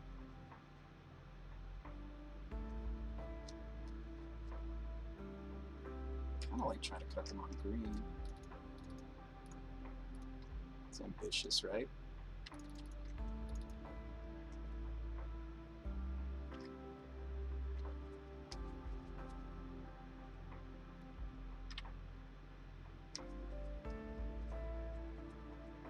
Yeah, that was ambitious. That was foolish of me. I shouldn't have done that. Regret. Regret.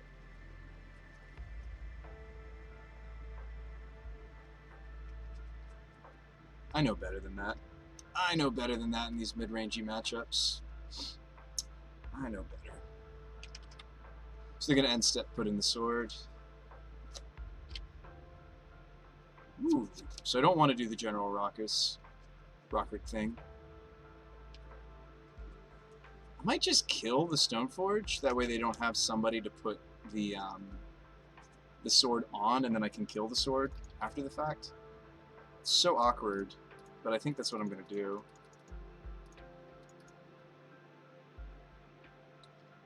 So they're going to put in their sword. Maybe they put in Batterskull. Maybe it's even worse than I feared. Maybe we're just like super punished for all of the bad things I've done. Kind of punished for some of the things I've done.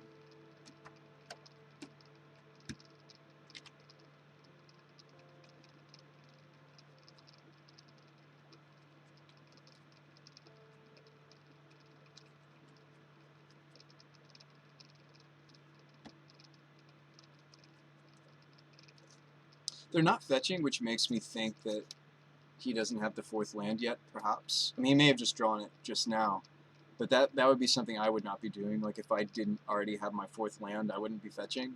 I want to make sure that I have the highest percent to draw another land, if that's what he's looking for. And certainly as a Yorion deck, they're hoping for that.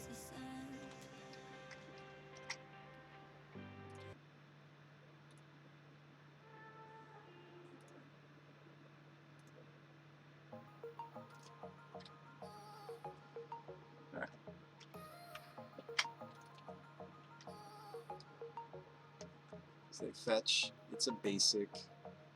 It's a put Yorion into my hand turn. That's fantastic. Does that give us enough time to slap the general on the table? I think it does. Mayhaps.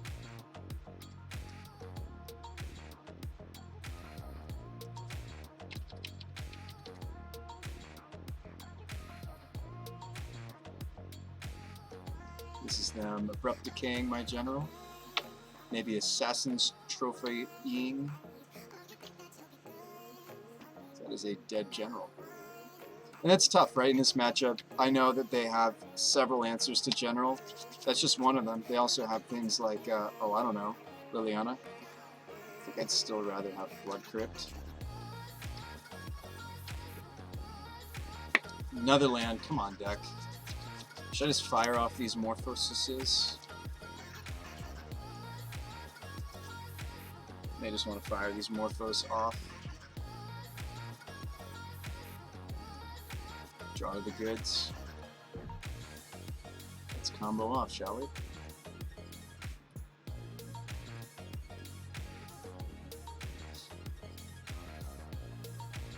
Akaya's Guile. Alright, this last time let's Morphos into colors to kill the sword.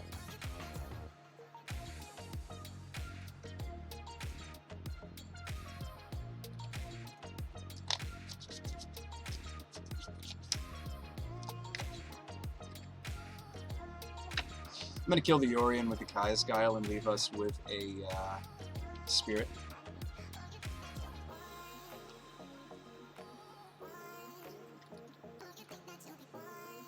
Ooh, or they play Aluris. That sucks too.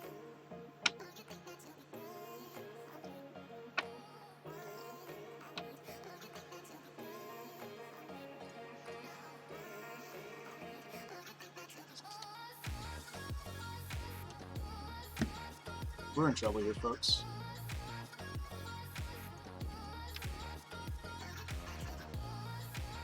Maybe what I was supposed to do is in response to the Luris, nuke their yard. That might have actually been correct. But I think I wanted to kill the Luris with the Kaya's Guile. That was a tough choice.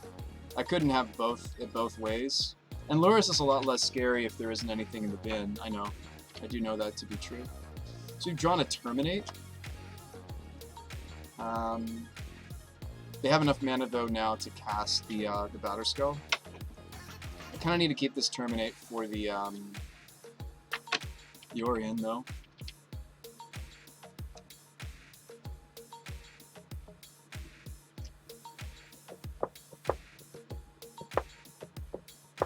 Well, that sucks.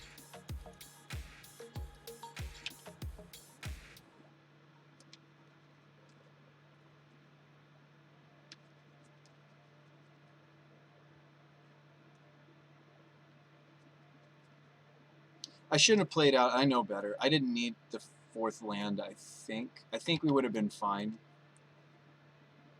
without me playing out my 5th land, because we do have a couple of thrilling discoveries. We do have Nahiri in this build, so I think I was supposed to hold land and I didn't. Granted, the border posts sometimes are forgiving and let me pick up my basics, but anyway. This is us getting romped, which is fine. I do think that we're a little bit more all-in than their deck is. I think, like, card for card, I think that their deck is just a lot more grindy. They always have one more card than me because they're a companion build, and that's one of the weaknesses of this build. I've been thinking about a way for us to include a companion as well. We'd have to give up these cards. It's not really that many, by the way. I know I was talking with one of you the other day about how, ooh, like maybe we don't want to do that. It's really not that many cards to make us a companion deck. Now, which companion? It's not a very powerful companion. That was a good draw. Ish. Oops, let's tap correctly. I actually can't cast both, can I?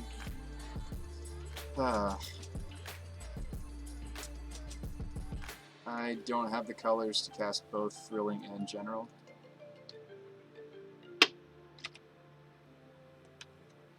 They went and got... Yeah, wow. They went and got another piece, so we're going to lose this Thrilling Discovery. That stinks.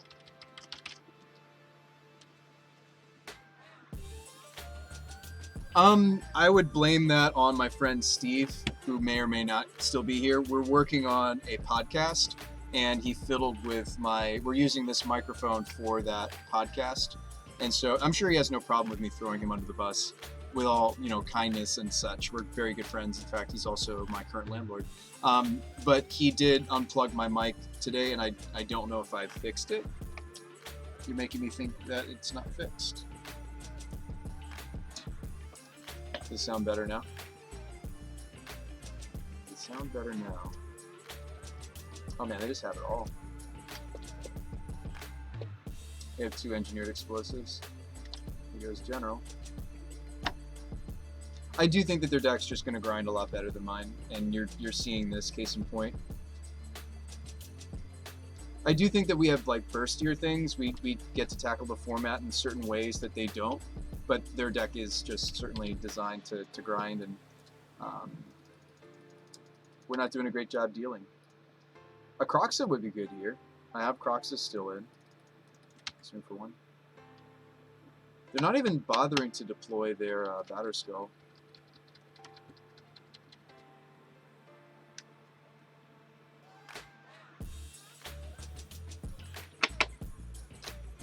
Okay, one stream brew deserves another, right? Looks like this is something maybe they've developed on their own. So, and our deck's still very much experimental. We've been working on this for some time, but this is like our second league with Mardudes. Still have a lot of kinks to work out. Void Wolka. Who knows? Maybe we're gonna draw the goods right here. Drew an Anger. That would get rid of the Voidwalker. That would get rid of the Stoneforge. I don't know if that's enough though. They're putting the Batter Skull in now, right? So maybe it's not enough. I think it's not enough.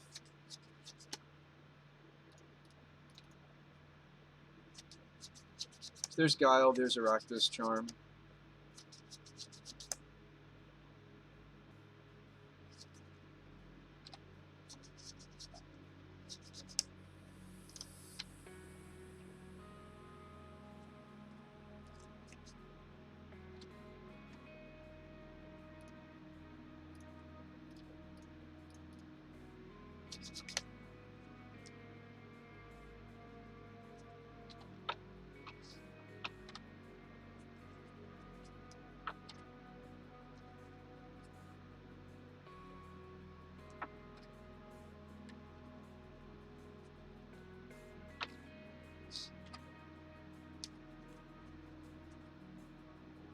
So I'm taking 9 damage I can't stop. The Yorion has pro black, so I can't block it with my Hybrid Spirit.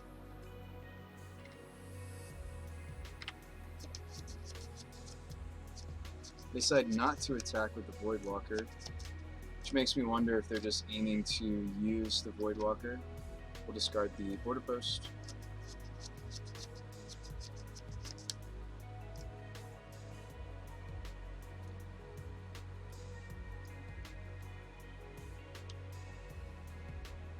They have access to a lot of my cards. Inquisition, huh?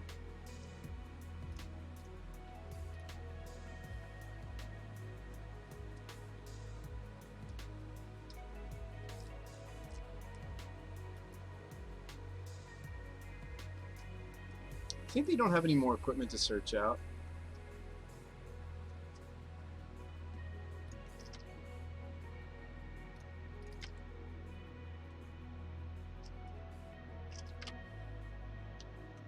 I could buy us one more draw, perhaps. I think they're going to sacrifice their Voidwalker to cast like a Helix or something.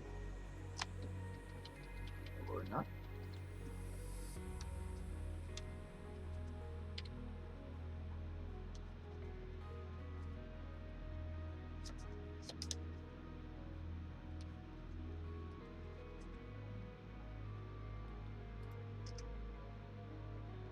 Don't have enough mana to entwine, so if we make them sacrifice a creature, they're going to go down the Stoneforge. Double blocking seems not great. I need to gain the life here or we just die. Am I just making a token and gaining 4 life, or am I making them sacrifice? I think I do just make them sacrifice and gain 4 life.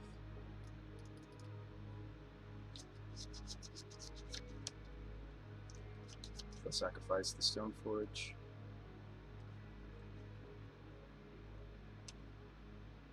Go to 10. Not sure why they're not attacking with the Voidwalker. It looks like, again, they want to use a spell from the Voidwalker. They want to use him as a spell, I guess, again.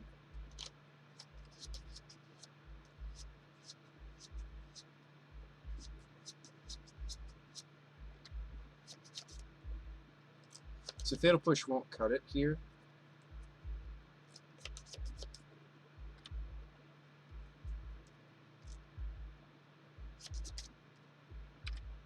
Yeah, it's too bad that we couldn't buy a little more time.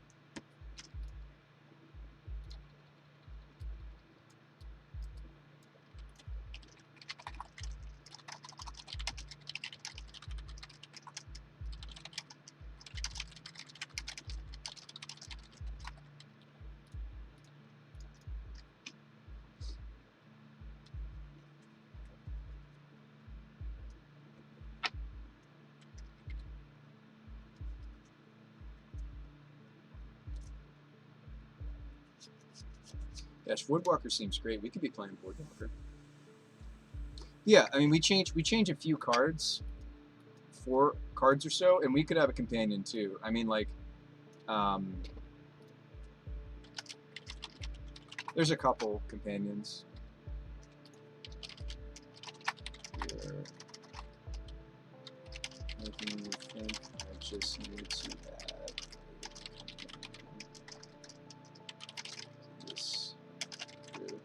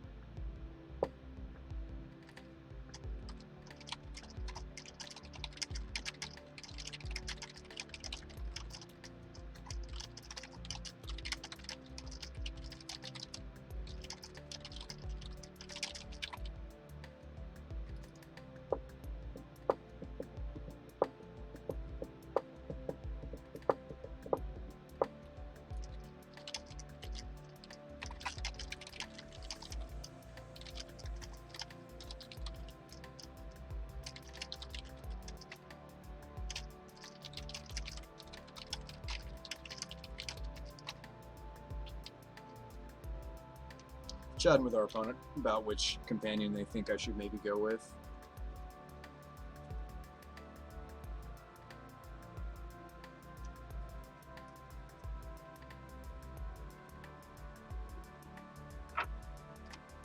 That's where I would want to start, though.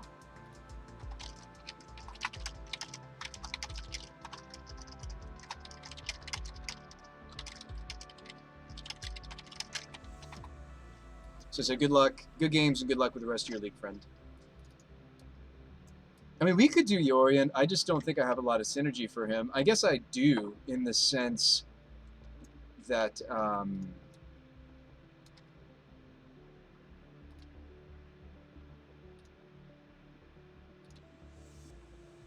there's a Nahiri coming up for us. Makes me want to like open a new copy and maybe start to think about a companion, because that's what the game came down to, wasn't it? Like, seriously, we're almost card for card right there with our opponent, and I think just the fact that they had an extra card was so significant. But whatever companion I choose, you know, it'll be a multicolored card for General Ferris as well.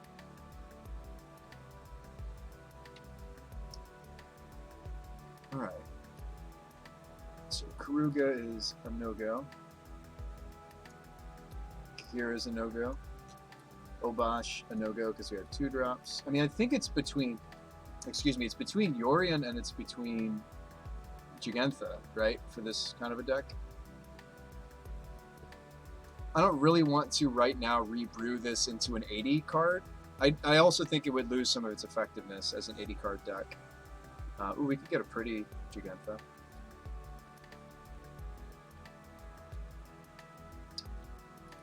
So yeah, I think I'd rather just make it a Jugentha deck, which would mean losing the Angers, losing the Wrath.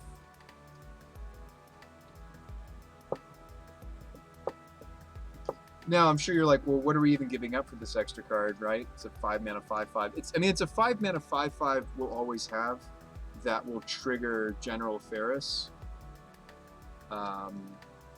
It was very apparent, at least against our last round, that we just needed the extra card. I think also us being able to rebuild our hand size to turn on the discoveries is important, and I think Jugentha also does that. So, I mean, there's a reason, like Ascendancy plays this just because they want to go back up. Oh, we have to also cut the Necro, my bad. There are other things I can play in those spots. And maybe it cleans up the deck to do that. And maybe the deck's better for it anyway. We'll fiddle with this as we play out the rest of this league. I'll try to think about what cards we could play in version 1.5. It's nice to get the tip of the hat from another streamer, right? They said, that our list was really sweet. That was very kind of them. I do think what they were doing was cool too. Nice to see some grindy decks doing their thing. They made me feel like I want Voidwalker for this, but if we're going to play Giganta, I don't get the Voidwalker. Making me think that Voidwalker is just that nuts. I kind of want to keep messing around with the borders. We could go back to playing... Oh, no, I can't. Saheeli is 2 of the same hybrid color. My opponent might be playing Amulet Titan. Yeah, I think if I add Saheeli, pretty sure Saheeli would make this unable. Yeah. We were messing around with 1 copy of Saheeli before. There are other things that do something similar to General, like Pyromancer, but not quite, because Pyromancer has no synergy for this. Pyromancer doesn't have any synergy for these or Croxa. So, like, somebody had suggested Young Pyro. Now, Pyro does have synergy for these 9, but he won't have synergy for these 11 or Giganta. So, something to think about. Oh, hey, Ben. I'm excited to see what you're doing too. This is Ben, our dear friend Ben. So this is a no-lander, so we're going to go ahead and mulligan that. We'll keep here. No idea if Wrath is good in the matchup I'm about to play, but maybe I should go 1 Wrath, 1 Terminate. Just because I don't know what they're up to. I mean, it's possible that they're playing what NTG is saying they played last.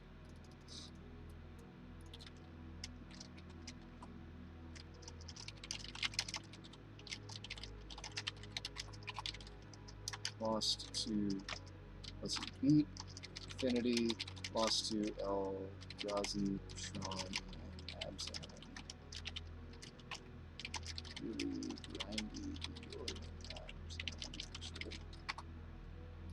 Alright,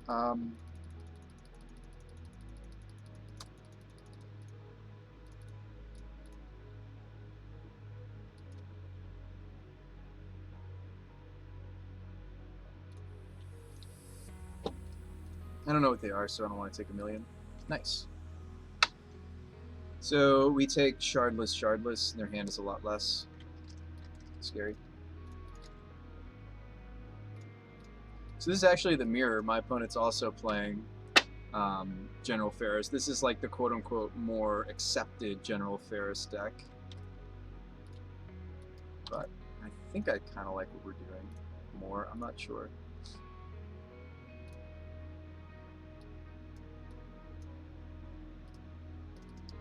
I think I like what we're doing more, but I'm not sure.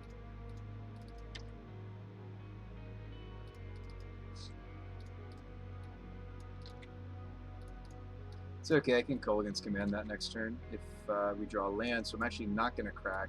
Actually, that's not true. I should still crack because we can just terminate that guy. That card's not that scary.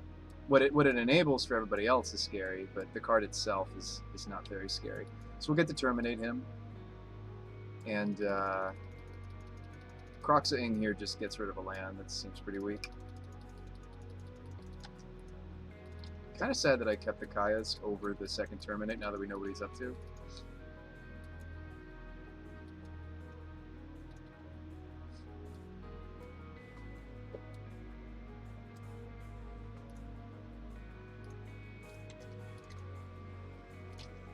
Yeah, me too. So we'll kill that. They were going to punch us for 6.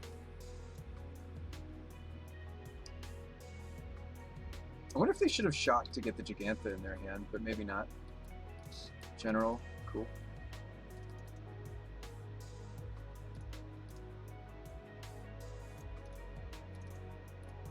This Crocs is not really going to get all that much here, but I think we should still play it. Probably just gets a land. Yep.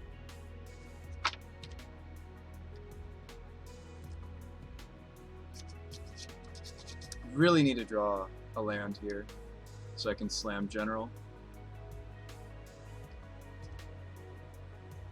Maybe though. Oh wow, an Inoffenza. I'm at 13.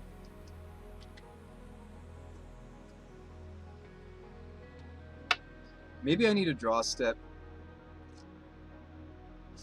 Like, maybe I need a Kaya's Wrath now. Maybe I need a draw step, shoot one of the Hierarchs, make them discard, and then hope to draw the second black or white source and just sweep up what they're doing.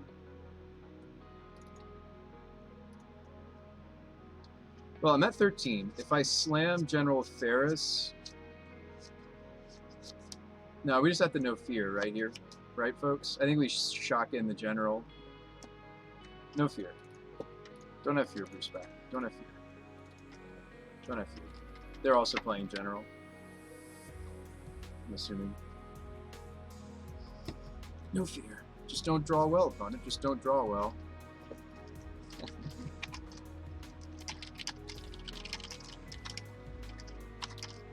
Let's go the other line. But, yep.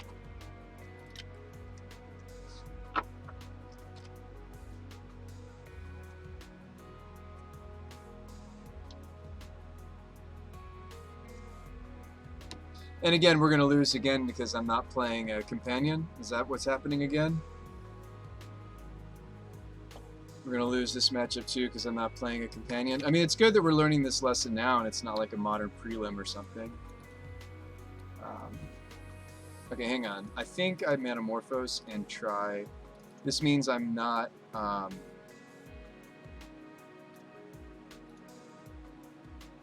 Cool. Oh, no, actually, I floated wrong, didn't I? No, I didn't. We're good.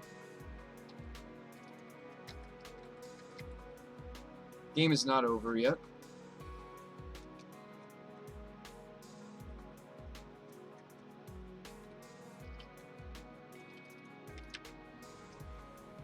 Whoa, Phoenix with a tier 3. Thank you so much, my friend. Thank you so much, Phoenix. Welcome back to the Brew Crew. Thank you for that. During their draw step, let's make you discard.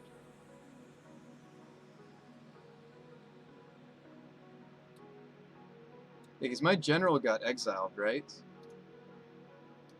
Why did he get exiled again? Inoffensive. That's why. Some of their stuff is sorcery speed.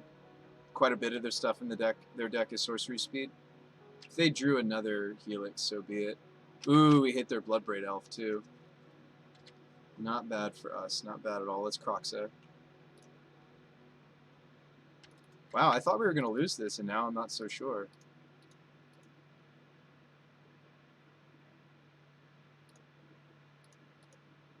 Now it looks like we might win.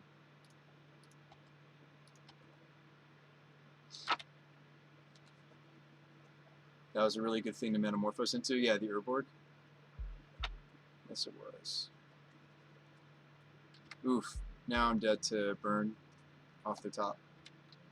They have quite a bit of burn. I could draw a Helix, though. I drew another Croxa. Okay.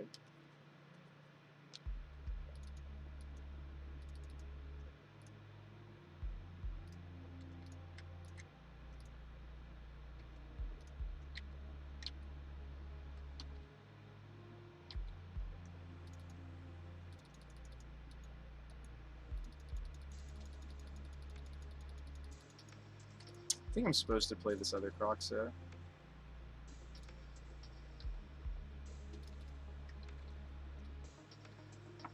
Alright. Don't beat me here.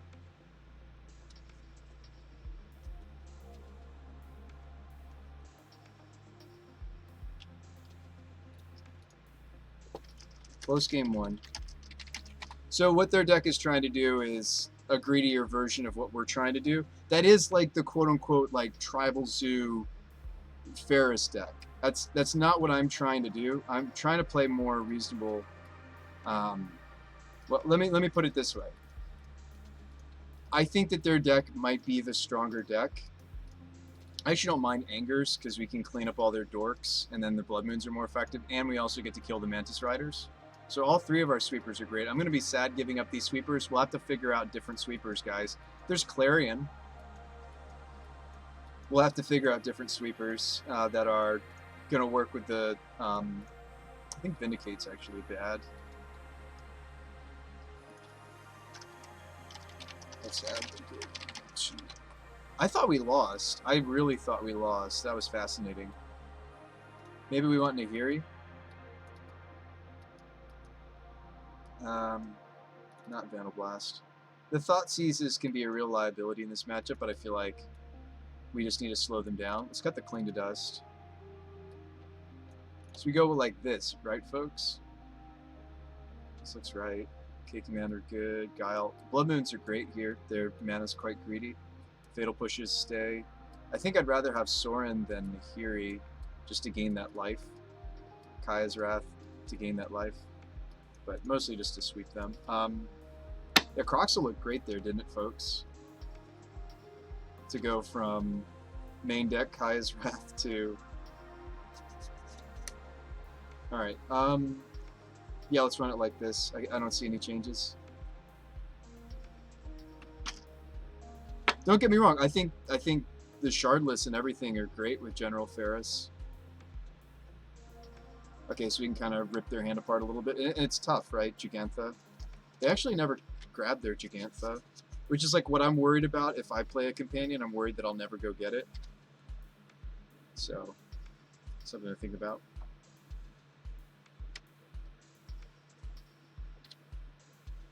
Ooh, nice. We don't have to take a zillion on these hand disruptions.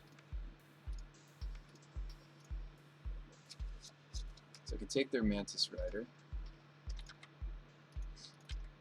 I don't think I Thought Seize anymore. I think this is just a dead card now. Or they gave me a window to grab their Tribal Flames. So it is not a dead card.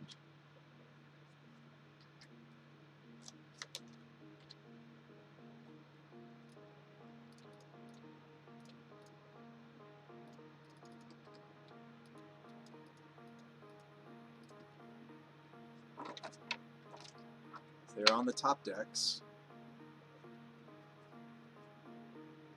They are very much on the top decks. With Love and Anger, we're going to be taking 3 here.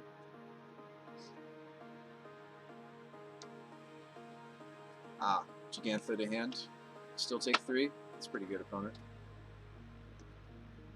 Alright, so they're going to spend their turn maybe playing Giganth. I'm going to play a Ferris, though. We have a Manamorphose, so this is going to be kind of bonkers. Basic Planes. Our mana's actually been very clean. I've been very happy with that.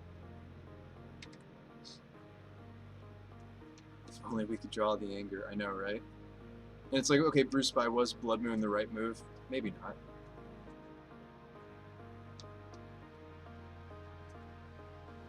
They don't attack.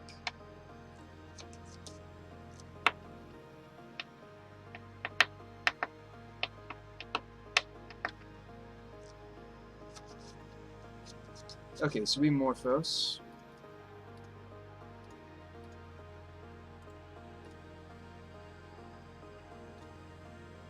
For red-white, since I left black open. We Morphos again. Morphos, Morphos. Just keep going. Just gotta keep going. Just gotta keep going. Let's keep this train going. And I could play Sorin, but I wouldn't kill the Gigantha. It's so tempting to play Sorin, though. Do we really? I don't really care about this. It's a 5/5, right? Don't I just Sorin and plus the Sorin? What's my other line? Hey, what's up, Claven? Don't I just play Sorin? Like, don't I just play my Mountain and play Sorin, guys? And plus the Sorin? I'd have 3 Golems with 5 power and lifelink, and yeah. I'm gonna play my Planeswalker, yo.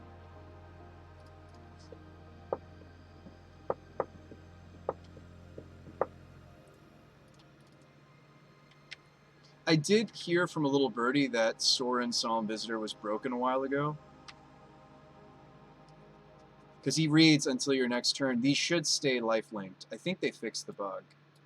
These should stay life-linked until our next turn. That is indeed how the Planeswalker reads. There was a time when this was not working properly. So they continue to have the Anthem. Perfect. That was my only concern with that card. I should have tested that before I put it in my deck, right?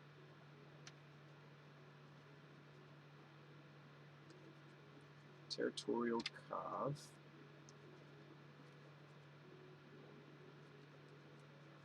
No swing. A Blood Moon. Blood Moon's not all that great since they have all their hierarchs and such. I might not cut them on cards. I would cut them on the Mantis Rider if I were to Blood Moon. I also just like the idea of Dreadbore the Kavu. Hold up the Vanishing Verse. They don't really have monocolored permits. I should have maybe taken this out. It kills like these. I guess I could Moon after I Vanishing Verse the Noble Hierarch. That would cut them on blue and white. I cut them on blue and white if I do that sequence. So let's Dreadbore the Cov and hold open the verse, I think. I don't care about the Gigantha.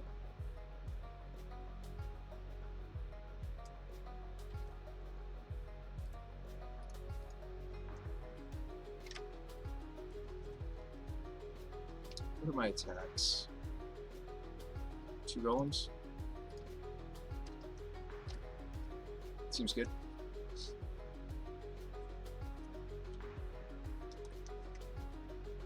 Yeah, Soren has so much good synergy for General. I wonder if I should just be playing a second one.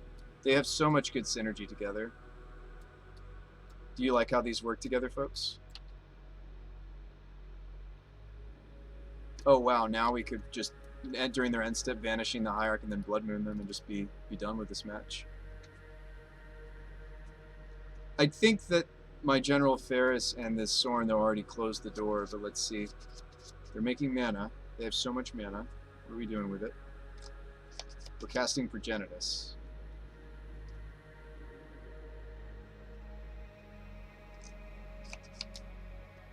They're Tribal Flaming me. But not the Soren. Opponent says good games. Good games indeed. Good luck with the rest of your league. Yeah, I think there's something to this deck, folks. And I think it's Soren. I wonder if we should just be playing a second copy of Soren.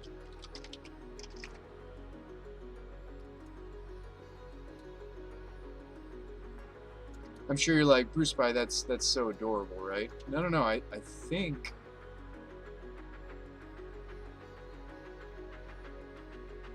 I really like the way that Solemn Visitor works with General Ferris. The fact that you can like play him right after him. I don't know, maybe just that last game it just looked so good, but I wonder if that's what we want to be doing. Like, we just want our late game to always be that.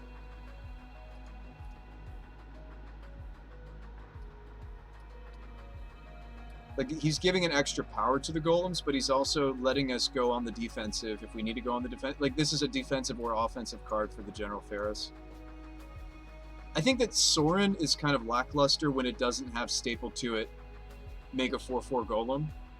I think a lot of these cards, when they say also make a 4/4 golem, I think they're just so much more modern playable, right? Like when Manamorphose reads add 2 mana in any combination, draw a card, make a 4/4 golem. I think these cards are just so much more playable, you know? Anyone? So maybe Soren is what we should be doing in the main board. Because I feel like this lets us, like you just saw last game, it lets us play a defensive game or offensive game, I think better than even sweepers seem to. Doesn't mean I shouldn't play sweepers, it's just the sweepers that I get to play are very different. Since we need multicolored sweeps, so it's different.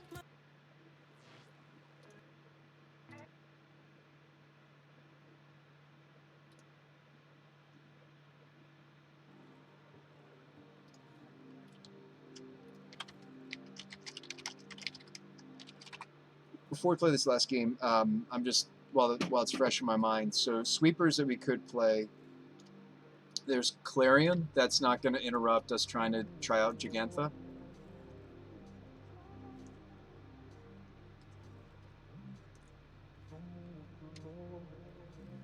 Obviously, Deafening Clarion would kill our own General Ferris, but Our deck actually would like us selecting both modes on this card often, since quite a few of our threats, obviously outside of what Soren's token and General Ferris himself, the golems and the Croxas are going to play really nicely with Clarion. We kill some of their dudes, and we give the Croxa or the remaining golems lifelink, or Gigantha for that matter, right? So I do think that these could play really nicely in our deck. We just need to be careful when we use them. I think these could fulfill a similar role as the other sweepers I was playing, and Gigantha still says this could be our companion. I think I want to try that before I do Yorion. I do think Yorion is a stronger body because it's the same body, but it's a flyer. We don't really benefit from the blinking all that much, right? Like maybe my planeswalkers sometimes would benefit. Croxa wouldn't benefit because he would go away. I was main decking the Nile Spellbomb, but I think the Cling to Dust is a little bit more flexible than the Nile Spellbomb is. So yeah, maybe the next build is just going to be more focused on the Soren General Ferris synergy we found, because that is a really nice synergy.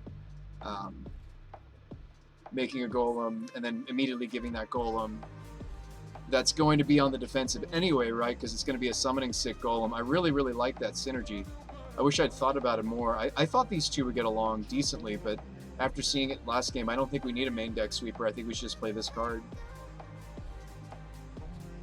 Lets us play an offensive or defensive game, which is sweet. That was pretty awesome. I wish I was just running two of this card for this last game. Let's try to get the 3-2. We did lose to both Affinity. Sorry, no, we beat Affinity. We lost to Eldrazi-tron, and we also lost to a very grindy Abzan. They were playing a Yorion build. I don't think I'm ready to play a Yorion build, but I think we should be probably playing with... since I had so few double-colored cards in this list anyway, I think I should have just already been playing... We should have already incorporated Gigantha into this deck. I just hadn't. Let's see if I can even just get these cards for us while we... wait. We'll play Literal Deafening Clarion. My goodness. Maybe. Maybe there's a different sweeper. Well, we can't play Languish. What are we going to play? Pyroclasm? Guess you could play Pyroclasm.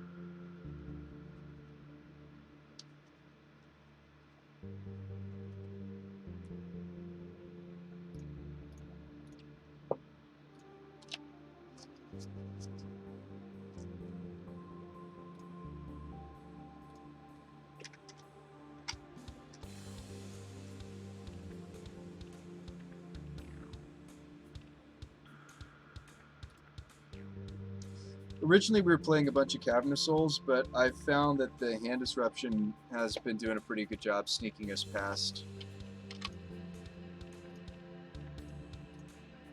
the, it's been doing a pretty good job sneaking us past the, counter spells in the format.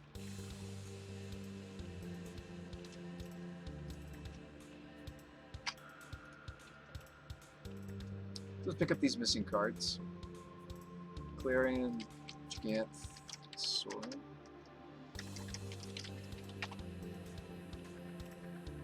I think the flexibility of Clarion, I think you guys were onto something. Somebody actually already suggested Clarion to me, and I was like, nah, that can't be what we want. But yeah, we need a, we need a multicolored sweeper that has flexibility, and Clarion does that for us. It's a weird sweeper, but we need something very specific in this deck, right? I want to be able to make a golem, give my existing board lifelink, not have to, like, to have a choice, like, to have choices with the sweeper, I think is what we want, right? And so, as weird as that card looks, it does give us that flexibility.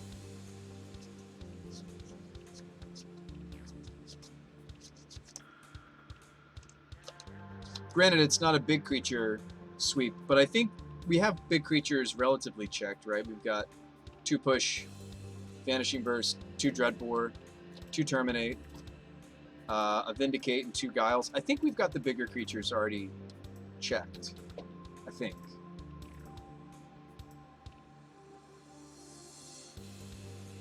So we order these cards. And I think version 1.5 is a go. I do think that Blood Moon's quite good in the format, with everybody trying to jam Urzas to greedy 5-color decks. You've got your Eldrazi-trons, although obviously Blood Moon needs to be followed up with some pressure. So maybe our opponent is playing Affinity. We did defeat Affinity earlier today, but they are on the play here. And I don't know if they're playing. When it comes to fellow streamers, there's a good chance they're on something else, but when it comes to, I mean, like in the dark, this hand looks fine, but if that is what they're doing, this hand would not cut it. This hand's quite a bit better.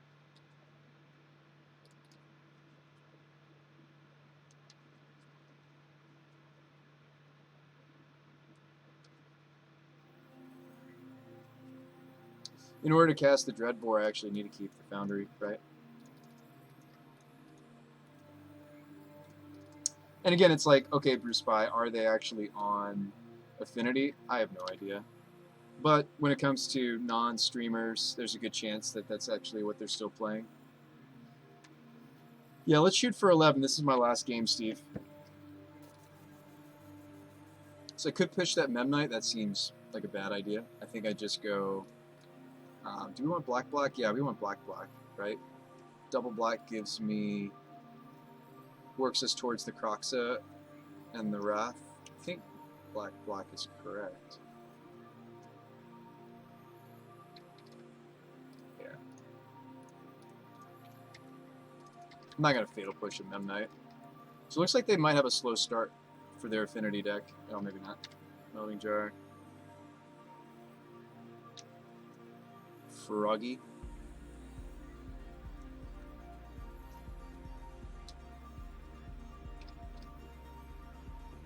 So this is the build that plays the counter magic. It's pretty popular with this list.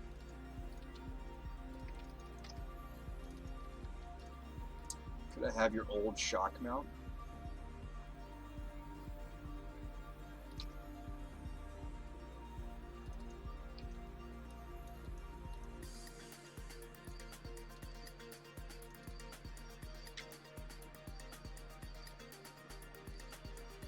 So if I Blood Moon them, it doesn't really change what's going on.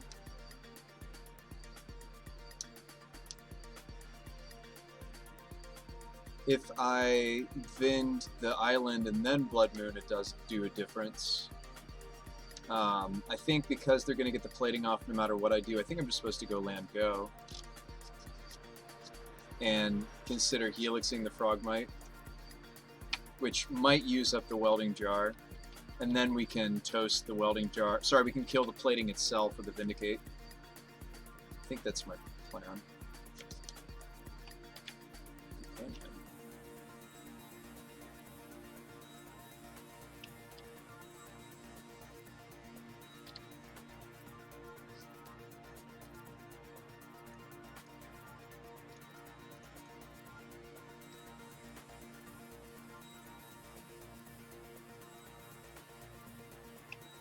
This will take the Frogmite off the attack because it's regenerated, so you notice we didn't take a zillion there. Yeah, it's CMC4. No, you're fine, Jade. So I do think that we should take out the plating here. We'll take 6, but I think it's worth it, and then we'll have like Terminate for the Sojourners. Also, they're tapped out here, and I do think their deck is the version that's playing some number of counterspells. Indicate? Yeah. Oh man, an Urza Saga. Okay. But we have Blood Moon. Another companion? Alright.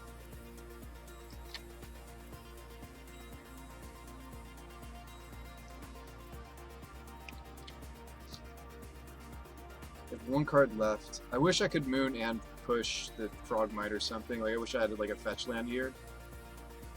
I can't even kill both with push Dreadbore, push Terminate, right? I can't. I could Croxa and then push. Croxa does give you Revolt, but I don't really want them to get the extra threats here. If I did Blood Moon, I still have all the same options next turn, except I'm taking almost lethal. I'll be in Galv Blast range, but I think... I don't know. This is really close, folks. I could get rid of their last card and take out the Frogmite, and then proceed to Dreadbore and terminate the... Like, if I draw another land, I get to do both of these perhaps on the same turn and kill both their threats. And then, of course, I have to somehow deal with the Urza Saga. I guess I could also just ignore the Frogmite. And, well, the problem is... Let's think about this logically. When do they make the first construct? They do want to make their first construct during their turn, right? They don't wait? Or no, they can't. They can wait till my end step. This card's so awesome. And makes me so angry at the same time. Nope. A little bit frustrating of a card.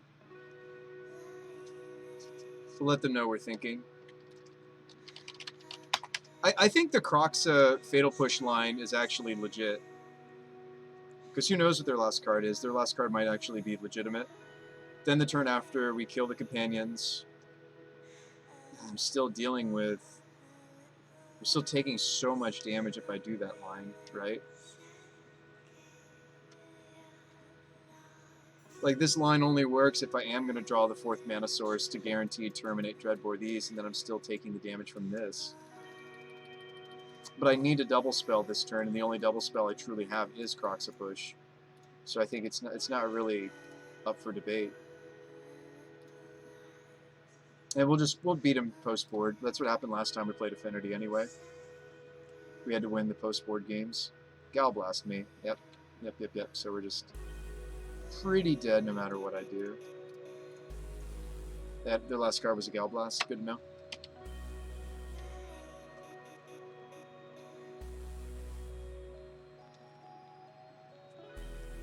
We're just dead no matter what I do, right? I'm just curious if we would have drawn the land, but the fact that they had Galblast meant we were just dead no matter what. That sucks.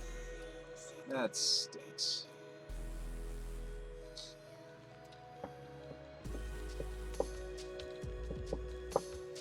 We did draw the land, so we would have been able to kill them both, but we're dead to the Urza Saga. They also have a Welding Jar. This is the version where I wish I had the artifact removal that says remove no matter what. Kaya can actually get rid of Welding Jar. It's not a zero-sum thought. Blood Moon I actually don't know, because it's like definitely Needle. Practice Charm for sure. We need all our hand disruption here. All hands on deck. I think some of these are not worth actually the Guiles. I think we're actually better off with Anger, Vandals, these. I might need to keep in the Moons.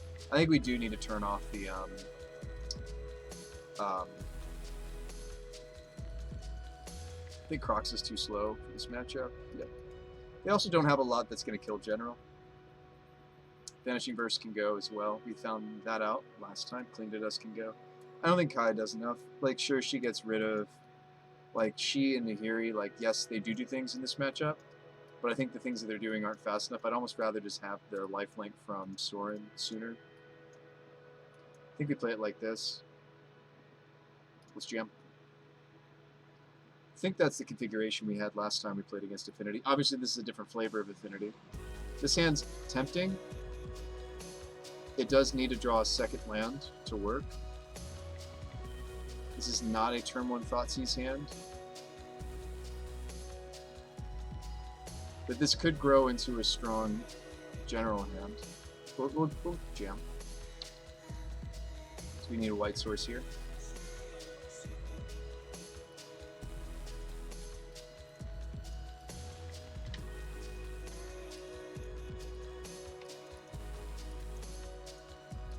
We may want to just Thrilling Discovery next. Ditch one of the generals. Decide to play out a relic. Sure. I actually don't have any. I'm not running anything currently that is hated on by this card. A needle, huh?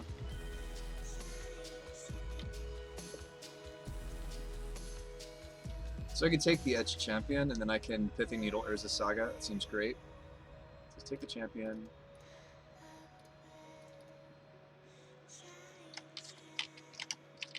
Now, Saga still searches, but it's not going to make the constructs.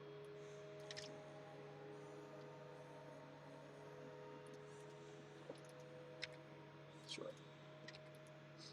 Land, please. Land, please. Oh, land, please.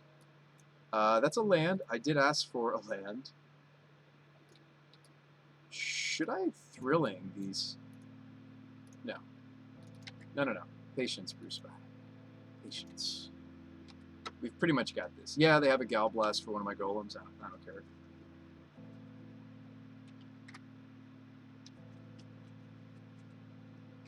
Froggy.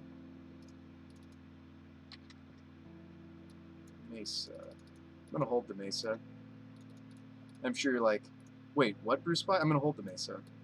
Because I have a Thrilling Discovery in my hand. I think I'm supposed to hold the land.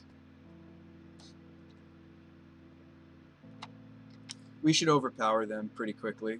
Like, without them having access to the full power of Sagas. And they even drew a second Saga. Yeah. Draw your cards. I'm going to be making an army here. Building an army. Yeah. You can swing your 2. See, here's where I'd really love a Sorin, right? Like, right here is where we'd love a Sorin.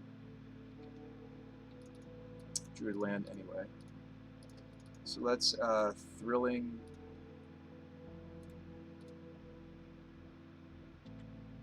I'm going to thrilling away these 2 and actually keep the land. So I want to make sure that I can dread.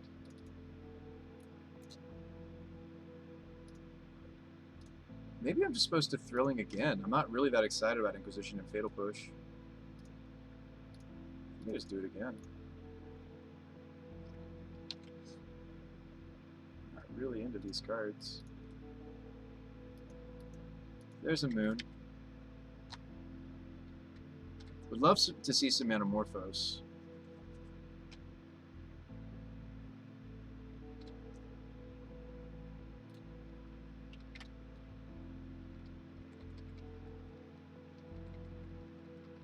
This Pithy Needle has been awesome this game. Look how good this has been. And sure, we can always just, like, in this matchup also consider naming Cranial Plating, but, like, I feel like this is pretty clearly the name.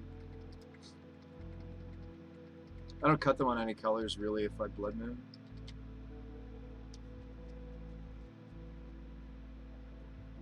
Now, they've certainly got us beaten in the air. And I do understand that Needle... Oh, boy. We need to get rid of that. I do know that Needle does...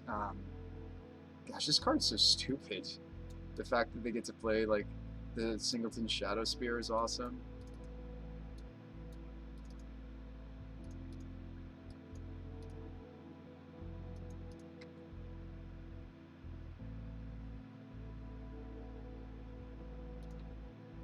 Really would love a Sorin. See, this is... I think we should just be playing a 2 of Sorin if Sorin is, like, one of the best things for us to consistently have after we've established a general. Awesome. Okay. I was hoping we would see a Manamorphose. Might be correct for us to Thoughtseize, but let's see if we can fire off a healthy number of these cards first. Okay, that's not good.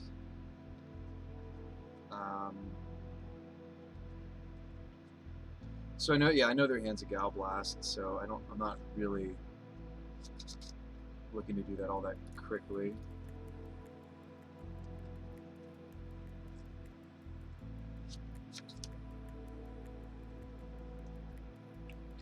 We'd probably still Blood Moon here.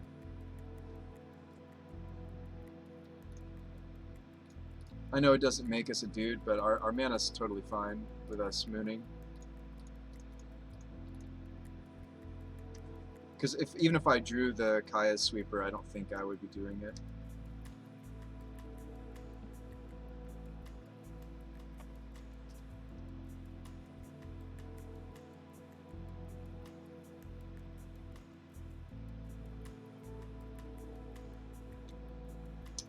Whoa, Big Ben with a rate of 17. Big Ben, hey, Big Ben, thanks for the match earlier. That was fun. You were playing a very different flavor of General Ferris. I think I'm losing to this affinity opponent. Maybe, maybe not. Shadow Spear is good. I think we can get away with attacking with our golems here, since we killed the one that had the Shadow Spear equipped. They could double block one of my golems. We don't care. Big Ben with the raid. Thank you so much. Haha, hashtag free wins for you. You're welcome. Do you want to borrow, maybe we could swap decks? Because I do think the 5-color variant of General Ferris is also good. You were playing General Ferris in your deck, right? That's why you're playing Shardless. So I'm thinking I'm going to add Jagantha. You and another streamer I played against were inspiring me to maybe just add a companion to this build. I'm actually going to try something weird like Clarion, or if you have a different multicolored sweeper you would suggest. There's,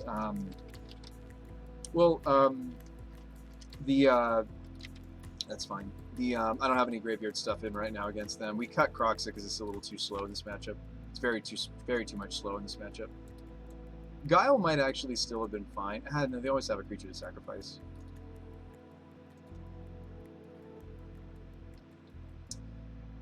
The list was an Anafenza list. Oh, was it? I thought you were gonna play Winota. No, I know, Robert. We were playing Winota for a long time.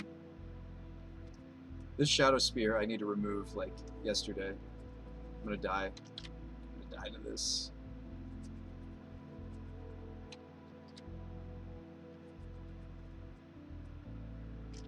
Yeah, we played Winota for about a month.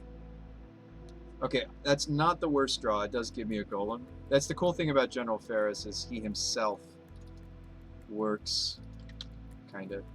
So we can attack 3 golems here. I'm comfortable swinging 3 golems.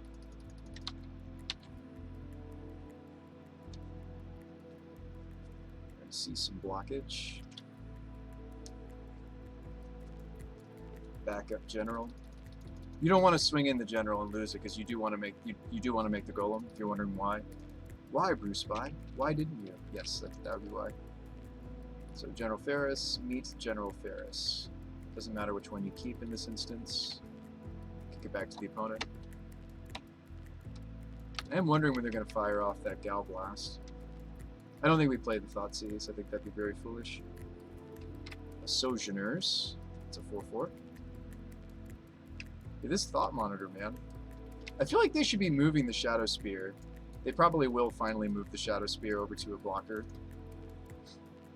No, they're Gal Blasting me. Do you have 2 Gal Blasts? That would be gross. That would do it. That's the league. Them's the beats. So I do think a couple changes. So we're 1-1 for the Affinity matchup. I think second Sorin is actually what this deck wants. I feel like every game that was what we were praying for off the top. Like, it's just the perfect card to kind of wombo with General, because it's multicolored, it makes a 4/4 immediately. He comes down, we get to plus him, and then that golem that he's made as a blocker is defensive. We could maybe theoretically swing with General, but more accurately, maybe swing with some of the other golems we already had. I do think it happens, Big Ben. Don't worry about it. I'm used to it. We had several opponents tonight kind of had the nuts, and we weren't doing some of our nuts. Eagle says, as a Mardu player myself, you think you might look into this? I think the border posts should go down to a 3 of, if not a 2 of. I wanted to try the playset just to see if it was nice having a bunch of extra multicolored stuffs. I wish we had some multicolored Graveyard Hate instead of Cling. I almost would rather load up on Guiles, but like it is important to have speed. That's true. Maybe I shouldn't talk myself out of the Singleton Cling. Like these cards are really important to the deck. Like the cards that we're playing that aren't multicolored, we've spent a lot of time figuring out what they are. So I think it is going to be about 10 or 11, maybe even 12 cards that aren't. We could be continuing to play the, check this card out. We were playing a Singleton Malakir, and the purpose of the Singleton Malakir Rebirth was to, it's just, that's a lot of black mana though, because we've got Urborg as well. Do we even need the Urborg anymore? I don't think I do, actually. We used to need it. I don't think I need it anymore. So the Malakir Rebirth was actually a really, really cool card, because most of the things that kill General Ferris, you can Malakir Rebirth him in response. Sure, we have to pay 2 life, but this is like hidden inside of our mana base. I mean, I would even, because the General Ferris is that important, I might even be interested to play a 2 of this card. Maybe. Because that mana is pretty much just as bad as it was before, right? Before this was an Urborg, and it was a Vanefire. I do think I like 2 or so Vanefires. Right, let's play another land that's just a reasonable land. We could play like a Blackcleave Cliffs. We could play another fetch land that would make us a better Blood Moon deck. I think we're already fine as a Blood Moon deck because we have the border posts. We're even running we're running quite a few fetch, 2 basic swamps, a plains, and the Metamorphose. I think the deck functions very nicely as maybe even a 3 of Blood Moon deck. So let's just play a different land that's just a reasonable land. I do think these are really sweet for this archetype though, because we're just so in on the generals. I think it's very nice to kind of be able to regenerate them without taking up card space. I think that's really cool. I've liked that. I've liked the Lightning Helixes coming back. I think between the Helixes and the Discoveries, we're doing a good job recouping some life, and the Kaya's Guiles. I think that's one of the nice things about being this color combination is we've actually got a lot of different ways. I guess that's the funny thing. I guess the inclusion of Sorin now, that's just like another card that gives us a way to gain some life. So like, yes, we're losing life, here, but we're gaining life here. We have quite a bit of life gain in the deck. There's a lot of people jamming just aggressive decks. I do like the border posts though, but I just don't want too many tap lands. We were originally playing the Mardu creature land. I don't mind that because I feel like there have been some games where I want my mana to be a little faster though, so I'm not sure if I want to do that to the deck. No, never mind. Because like our opponents are going to have a fistful of removal towards the end of the game of fatal pushes and stuff. Because I just don't have a lot of things that are targetable, right? Like, sure, they could hit General. Sure, they could hit... yeah, they can hit Croxa with that fatal push, but you don't really want to, because it just kind of... all it does is slow it down. I don't think I want to play the creature land, actually. I think I just want another solid... oh, this is also a tap land. Yeah, I don't want any more tap sources. Like, the border posts are tap sources. This is currently 18, 19, 20, 21, 22, 23. Actually... I guess I shouldn't add any lands now that I'm counting how many we have, because these are land drops too, so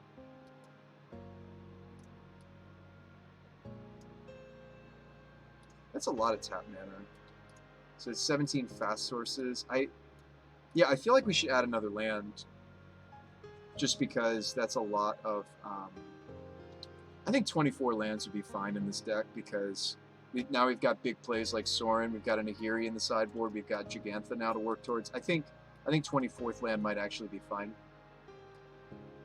Do you have any suggestions? Eagle Scopes, you said I'm not normally a Mardu player, so I'm certainly open to any suggestions you have or other players in the room have for the list. I've liked the Singleton Vanishing Burst. I wonder if I should go up on that card. Okay, so we have room for one more actual card, not a land.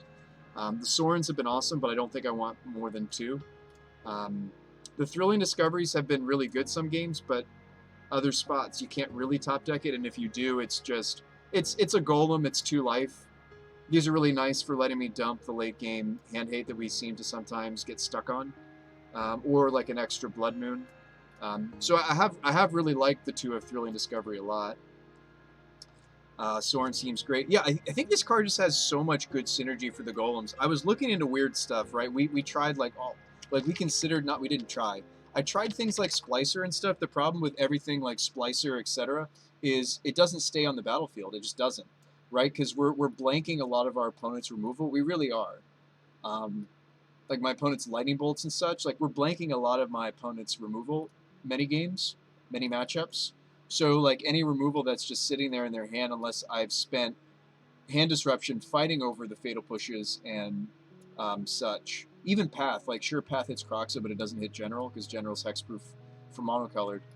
So like I kind of don't want to try to give the Golem synergy this way. Like we could try to do some weird like stuff. Not Legion's Landing.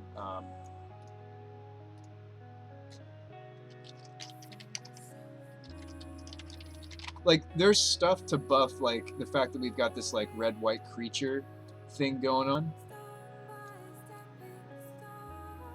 like Liege's Initiative has some poor synergy, some interesting thoughts, but it's not great synergistically, right? Exile all creatures you control. It's going to exile all our golems.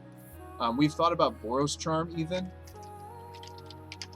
much like the Malakir Rebirths. Boros Charm is actually a really cool way to protect General Ferris, but I still think the better way to protect Ferris is just to strip what possible removal they would have for him, or counterspell they might have for him. And even if they did counter him, I just like bringing him back. We could play the Unearths again, or just like a third Culligan's Command. I think Culligan's Command is very good right now because of the influx of everybody trying to jam Affinity. Everybody's trying to jam Urzas. So I do think that Culligan's Command is maybe even better than Kai's Guile or Vindicate, although I do have a second Vindicate in the sideboard. I think the extra Vindicates are nice when we know the game is going to be slow and grindy, or they supplement our Blood Moons very nicely.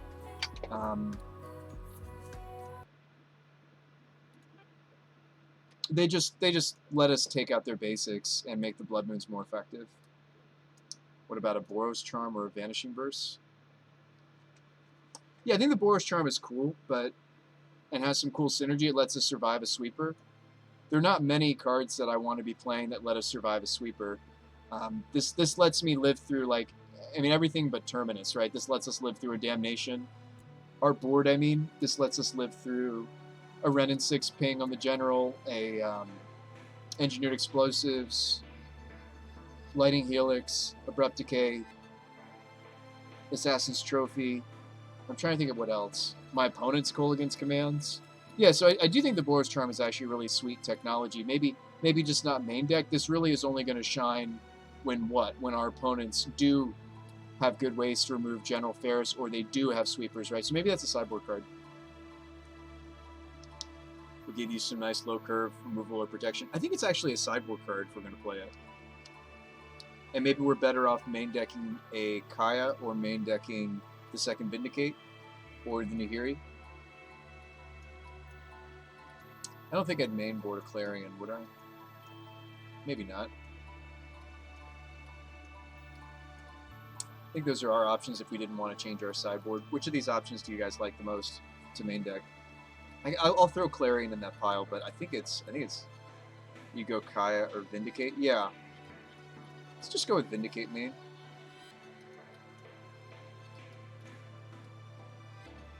So let's buy these cards.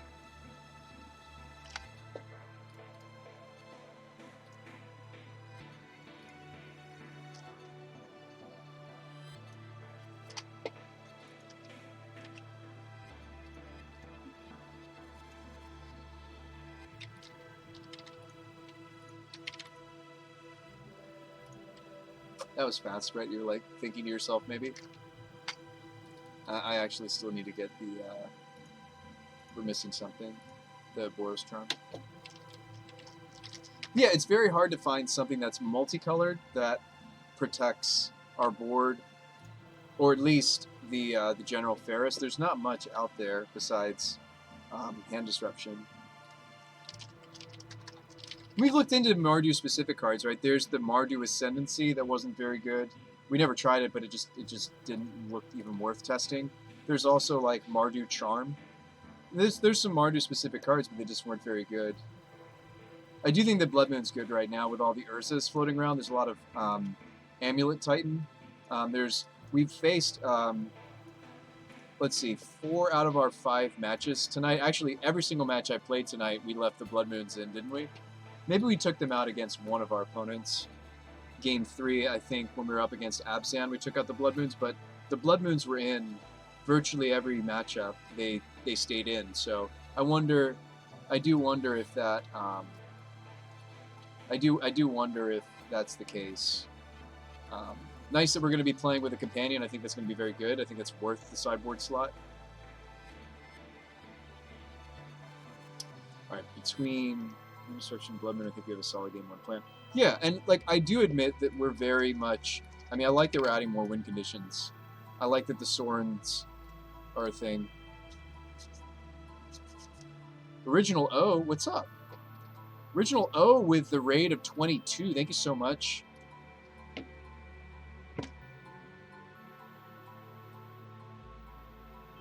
Thank you so much for that.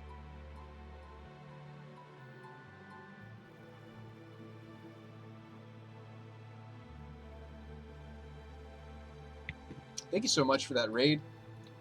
Really, really do appreciate it, my friend. If you guys in my chat aren't familiar with her work, she is a prolific MTG content creator. Ostrus also, I'm sorry, I'm forgetting your actual name, forgive me. But you do a podcast. Would you like to share your podcast with my chat here? I'd be happy to. I'm also a podcaster myself. Although not in the, I dabbled in the MTG podcasting arena. The podcasting that I do now, original, actually is in the D&D world, which is Wizards of the Coast, right? But very different. That would be the Damage Guild. If you guys are interested in my podcast content, I'm assuming that if your folks are coming from that background, right? Original. I don't know if I've shared this with your viewers before, but I do a 5th edition D&D podcast with some high school buddies of mine. We've had a lot of people say it's one of the best edited podcasts they've ever listened to, and that has to do with Jay. He's a sound engineer. He's really good at what he does. So if you want to learn more about my content outside of Magic, give that a look. And folks, go ahead and give Ostrus a follow. She's a fellow streamer and podcaster. I did get rated again at the end of the stream. Damage Guild, best D&D podcast ever. Oh, thanks, Steve. How was the Dredge Queen stream? Oh, I got to ask you some questions, and that's right. That's what you're famous for, isn't it? One of the things you're famous for, Ostrus, not just your podcast. What do you think about the cookbook lists that are popping up? The cookbook Dredge lists or Vengevine lists or whatever you want to call them. I do want to see if our mana still works. So I am going to goldfish a little bit. Ooh, we could play this opponent, though. Ooh, what happened to our deck? Ooh, what happened to my deck?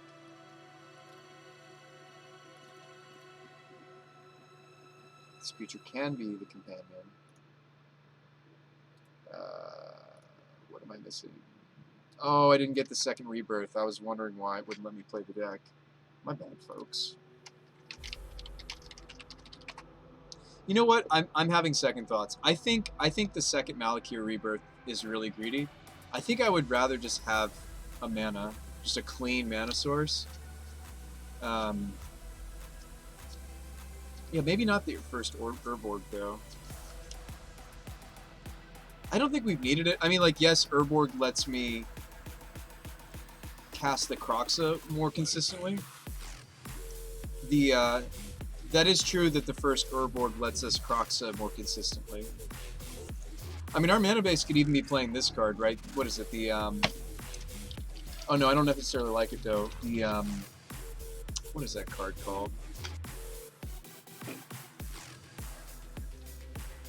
There's, like, that land that helps you cast, we can even just play, like, a Reflecting Pool. I think a Reflecting Pool or the first Cavern of Souls is fine. So those are maybe some options. Reflecting Pool, Cavern. What is my favorite D&D character and why is it a Halfling Barbarian? Should we play a Cliffs or like a Graven Cairns? I'm kind of thinking these things instead. Making sure that my Kroxas and Generals can get through counter magic is important. I don't think this hurts our mana base too much. The first Cavern. I actually swore by that for a while. I can't remember why I cut it. I think I cut it with the recent edition of Blood Moon, but I think actually let's just play a Cavern. We skedaddled for a bit. How did we end up going? We went 2-3. But we've added a Gigantha. And Sorin was so good, we just added a second copy of Visitor. Sorin, Solemn Visitor. Again, like, we don't mind the legendary, like, in the same way that I don't mind the second Kaya, I don't mind the second Sorin because General Ferris. So, like, some of these cards that are legendary, we don't mind the extra copies of because this is our build-around card, which is, like, really cool that it kind of breaks down the drawback. Oh, we also cut a Border Post and we're playing the Malakir Rebirth again, and we brought back Cavern of Souls, even though I didn't play against any Force of Will, sorry, Counterspell decks tonight. Alright, you like those? Reflecting Pool would be a decent land drop. Cavern does ensure we land our Generals. What about Pillar of the Parns? Yeah, that's the land I was thinking of. Thank you, Fox. This is an awkward deck to goldfish, but let's just goldfish it real quick just to see if the changes we made make sense. Aw, yeah. And to see if I like the companion. What is with this song? What is with that song? I was digging like the songs that didn't have lyrics going on. We could probably keep this in. I do really think the Manamorphoses make us a much better than we would be Blood Moon deck. Look at this. I don't have a single basic, and yet we could still maybe consider the Blood Moon. All right. Anyway, try and go. Probably wouldn't be wise. We can Inquisition ourselves. It just depends on the matchup, what we need to do. Maybe we'll just dump the Blood Moon. Probably slam General here. Morphos. Speaking of Blood Moon, that's funny. Morphos. These colors, I think. Another General. Morphos. Vindicate something. Ooh, we drew a mountain though. Am I doing something different?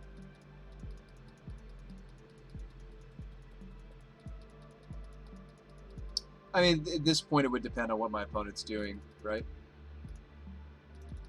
So it is tough to, like, goldfish.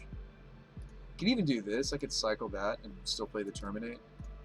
I'm sure you're like, wait, Bruce, why did you just terminate your... Yes, I did terminate my own gold. I'm just trying to get a feel for, like, what the deck's doing. Morphos again. Card's great in our deck. Very good in our deck. Black. Red, Border Post. I do have a basic. I do. Awesome. Turn the mountain. Make a golem. Yes, that does indeed make a golem. Awesome little synergy. Could put the Gigantha in my hand, but it's like, I feel like I'd rather just be doing things like vindicating one of their lands or one of their threats. So maybe we'll just vindicate something. I don't know. Swing. The old vindicate my own land just to make a... Like, yeah, we never needed to go grab Gigantha. See, that's what I'm worried about, is I feel like the deck already... Granted, we were up against a non-opponent, right? So, like, goldfishing only does so much. Yeah, I feel like I'd still rather just play General Rockrick. Swing. Yeah.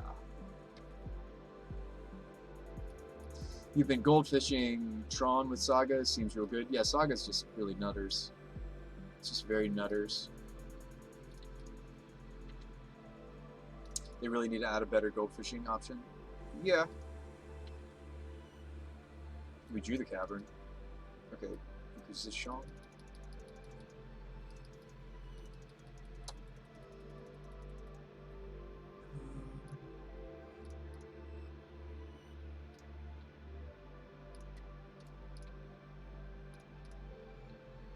We take something. Maybe I'm supposed to bloodstain there, actually, instead.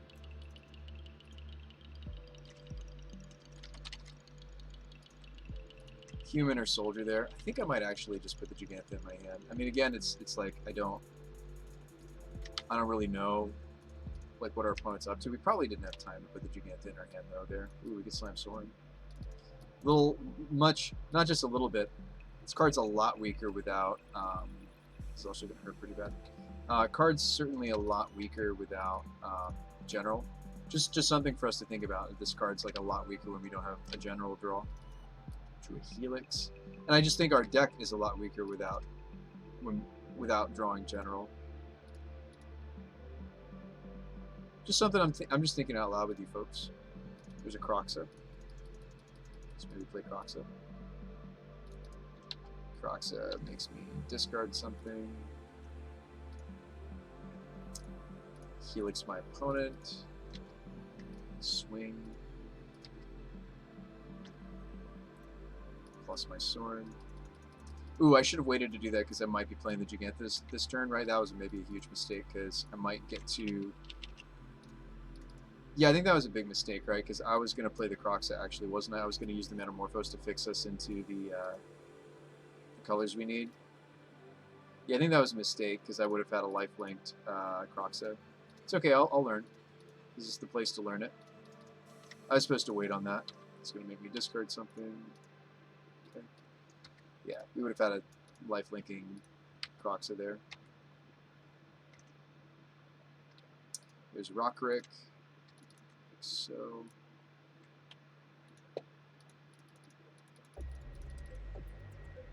yeah, I didn't need to rush that. I rushed it. Aren't we just dead right here even?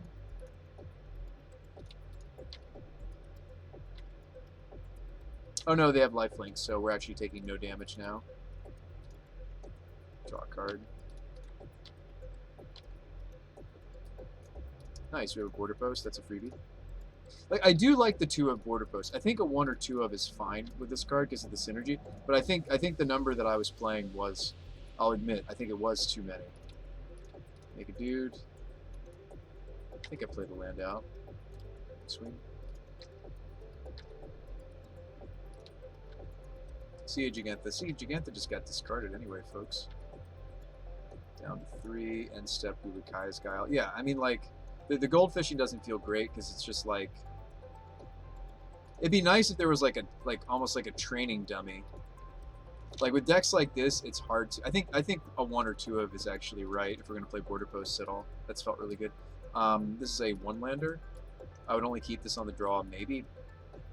I guess we get to test it as if it's on the draw.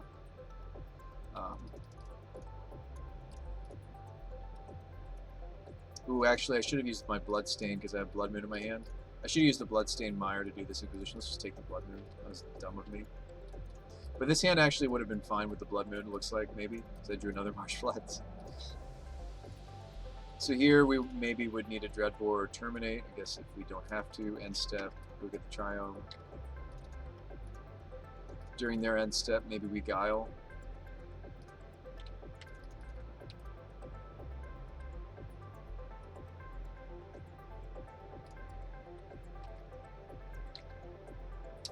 Yeah, is the show ready to go, Steve? I didn't see you text me back.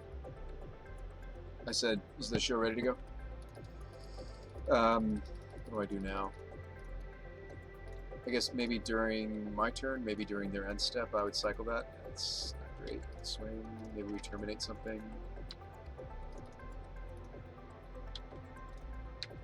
We terminate something. Foundry.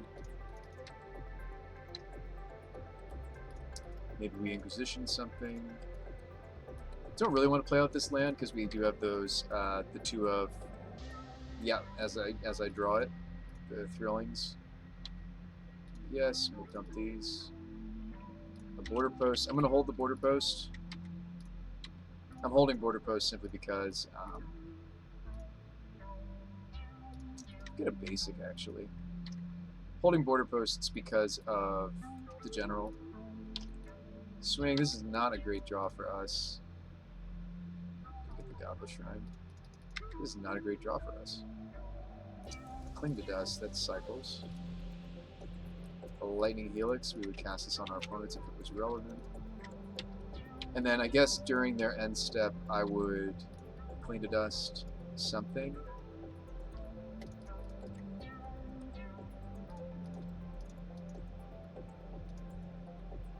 Draw another card. There's the Blood Moon. We're ready for it at this point. Here's a Sorin.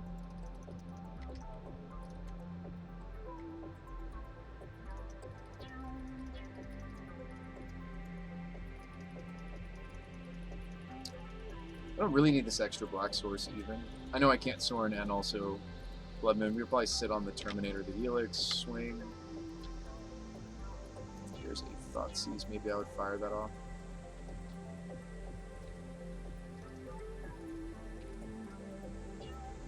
Sorin plus the Sorin. Maybe I'm supposed to make the creature there actually.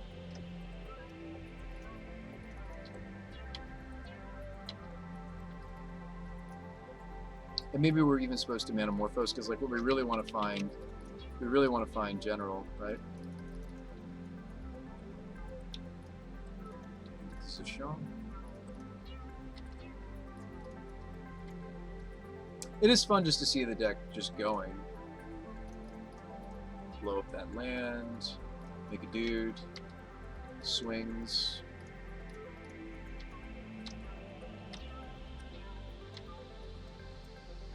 Rebirth. Rebirth does not work with tokens, just so you know. I don't think it does anyway. Oh, we could have been clinging to dust. I'm sorry, I forget that this card's stupid. You just get to keep doing it. It's like maybe during their end step I would have done that as well.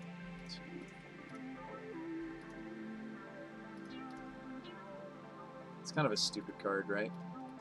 Give everybody lifelink.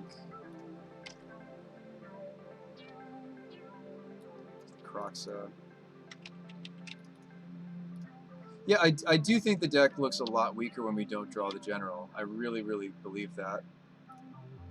I think you guys are seeing that for yourselves, right? I mean, granted, this game would have already been over, right? But also, if I played out this or this as a land, I would have been able to cast Croxa again, right? No, it's plains. I could have tapped differently to cast my spell.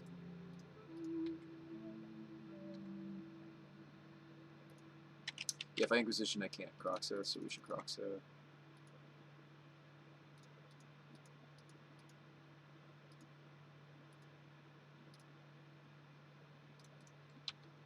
Croxa.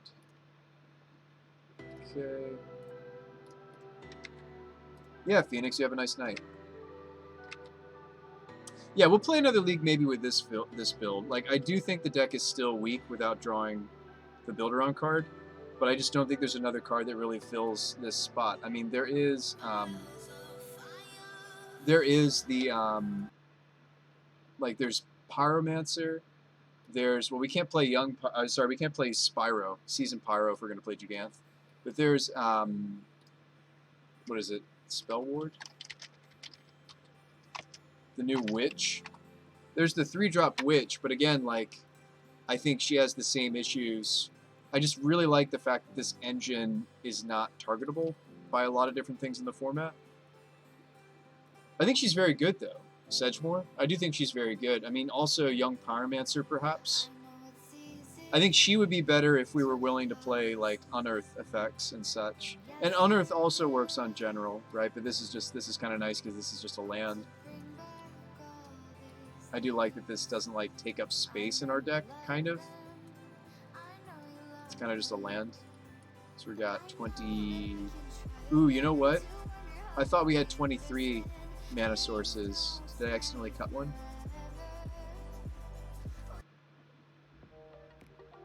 Card's a bomb. You're running her in a Rakdos shell. I actually thought we were on 23 lands. I'm a little concerned.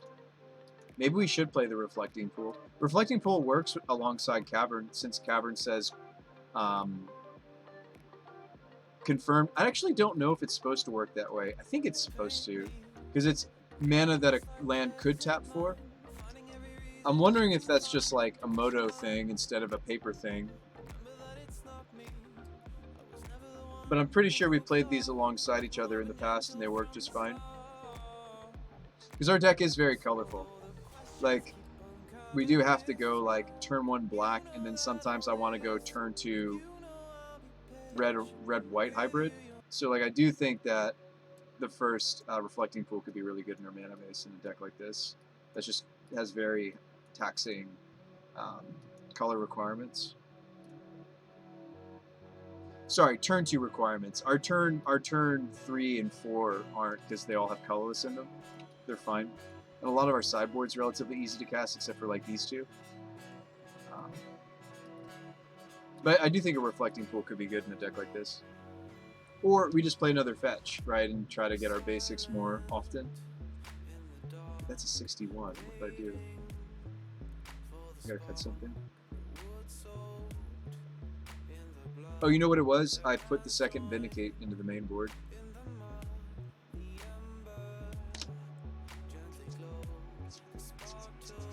Is it ready?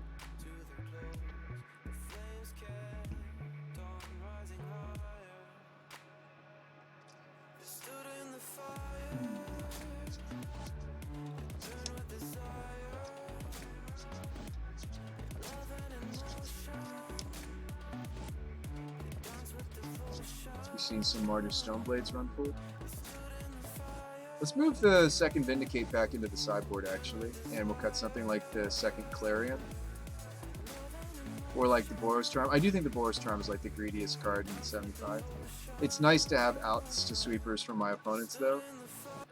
It's too bad this doesn't work against the Eldrazi sweeper that they play. I think I like all these. I want to keep testing the response. I'd be fine cutting a Clarion. I'm not that tied to the card. Alright guys, well I will see you on the next Bruce By show. We did do a little bit of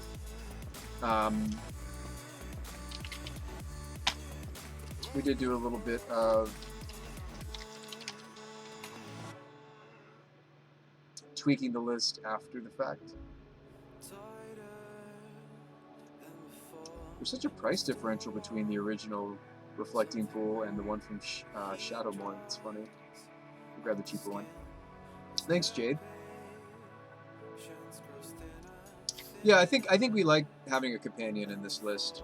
It's one guaranteed card that's going to be multicolored for General Ferris. Obviously, you're like, I understand it's an 8 mana 5/5. I get it, right? But the companions do add consistency.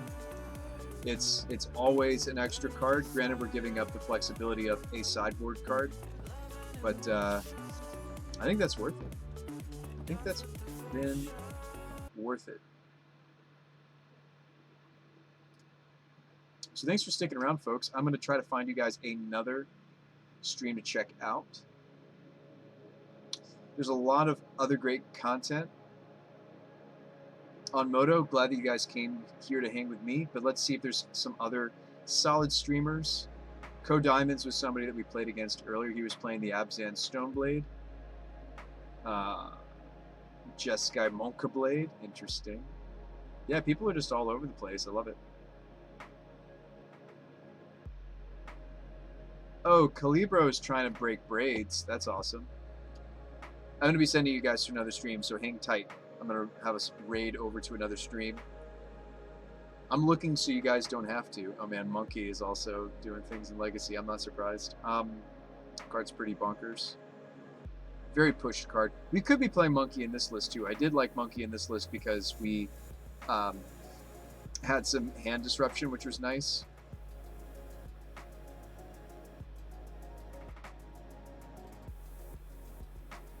Just got Monkey Blade.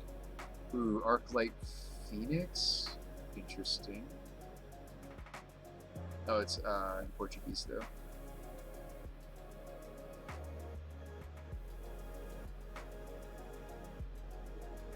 What is this? This seems interesting. I'm gonna check out what this guy's doing. Thanks for being here, folks. But yeah, let's see if the Reflecting Pool is what we want. Yeah, thanks for coming, folks. I'll see you guys on the next Bruce By. Sit tight. We're going to raid over to another stream. So that means that we're only playing 4-tap lands now, which is significantly less than what I took to last league. And I do think that that had a significant effect on us. I think it was a noticeable effect. You can look at this guy's list.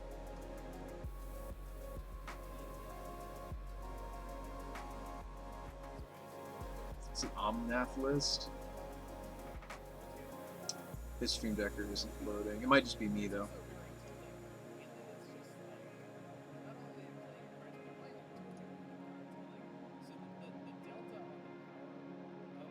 Ah, here we go. Here's his list. This is like fun, doesn't it? So we're using Rags, Ren, and Teferi to power the Mox Samber. And it's a Giganta deck.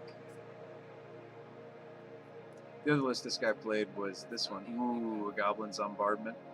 We tried to do a Zombardment deck, but that was before I could get my hands on Asmore and Cookbook.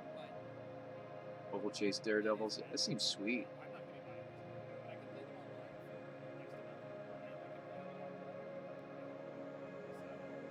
So sweet. Yeah, you get to run some really weird cards when you have Urza Saga, right? Like, look at this. So they've got, not only do they have Witch's Oven Cat, they've got an Elixir of Immortality as a tutor target. I chuckle a little bit, but I think it's fine. Spell bombs, needles. Yeah, this is sweet. Ooh, claim the firstborn in their sideboard. That's spicy. I may need to play this myself.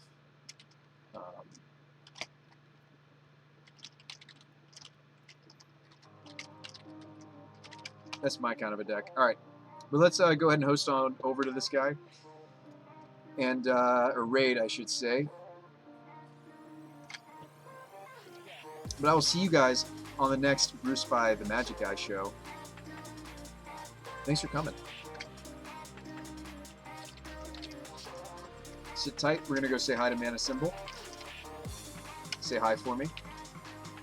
Yeah, I'll see you, Eagle.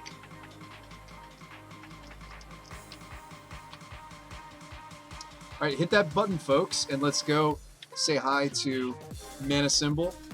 I'll join you guys over there briefly, and we'll say hi to our dear friend playing a pretty spicy 4-color Omnath list. Omnath Stoneblade thing with Moxen and trying to do broken things. But I'll see you guys over there.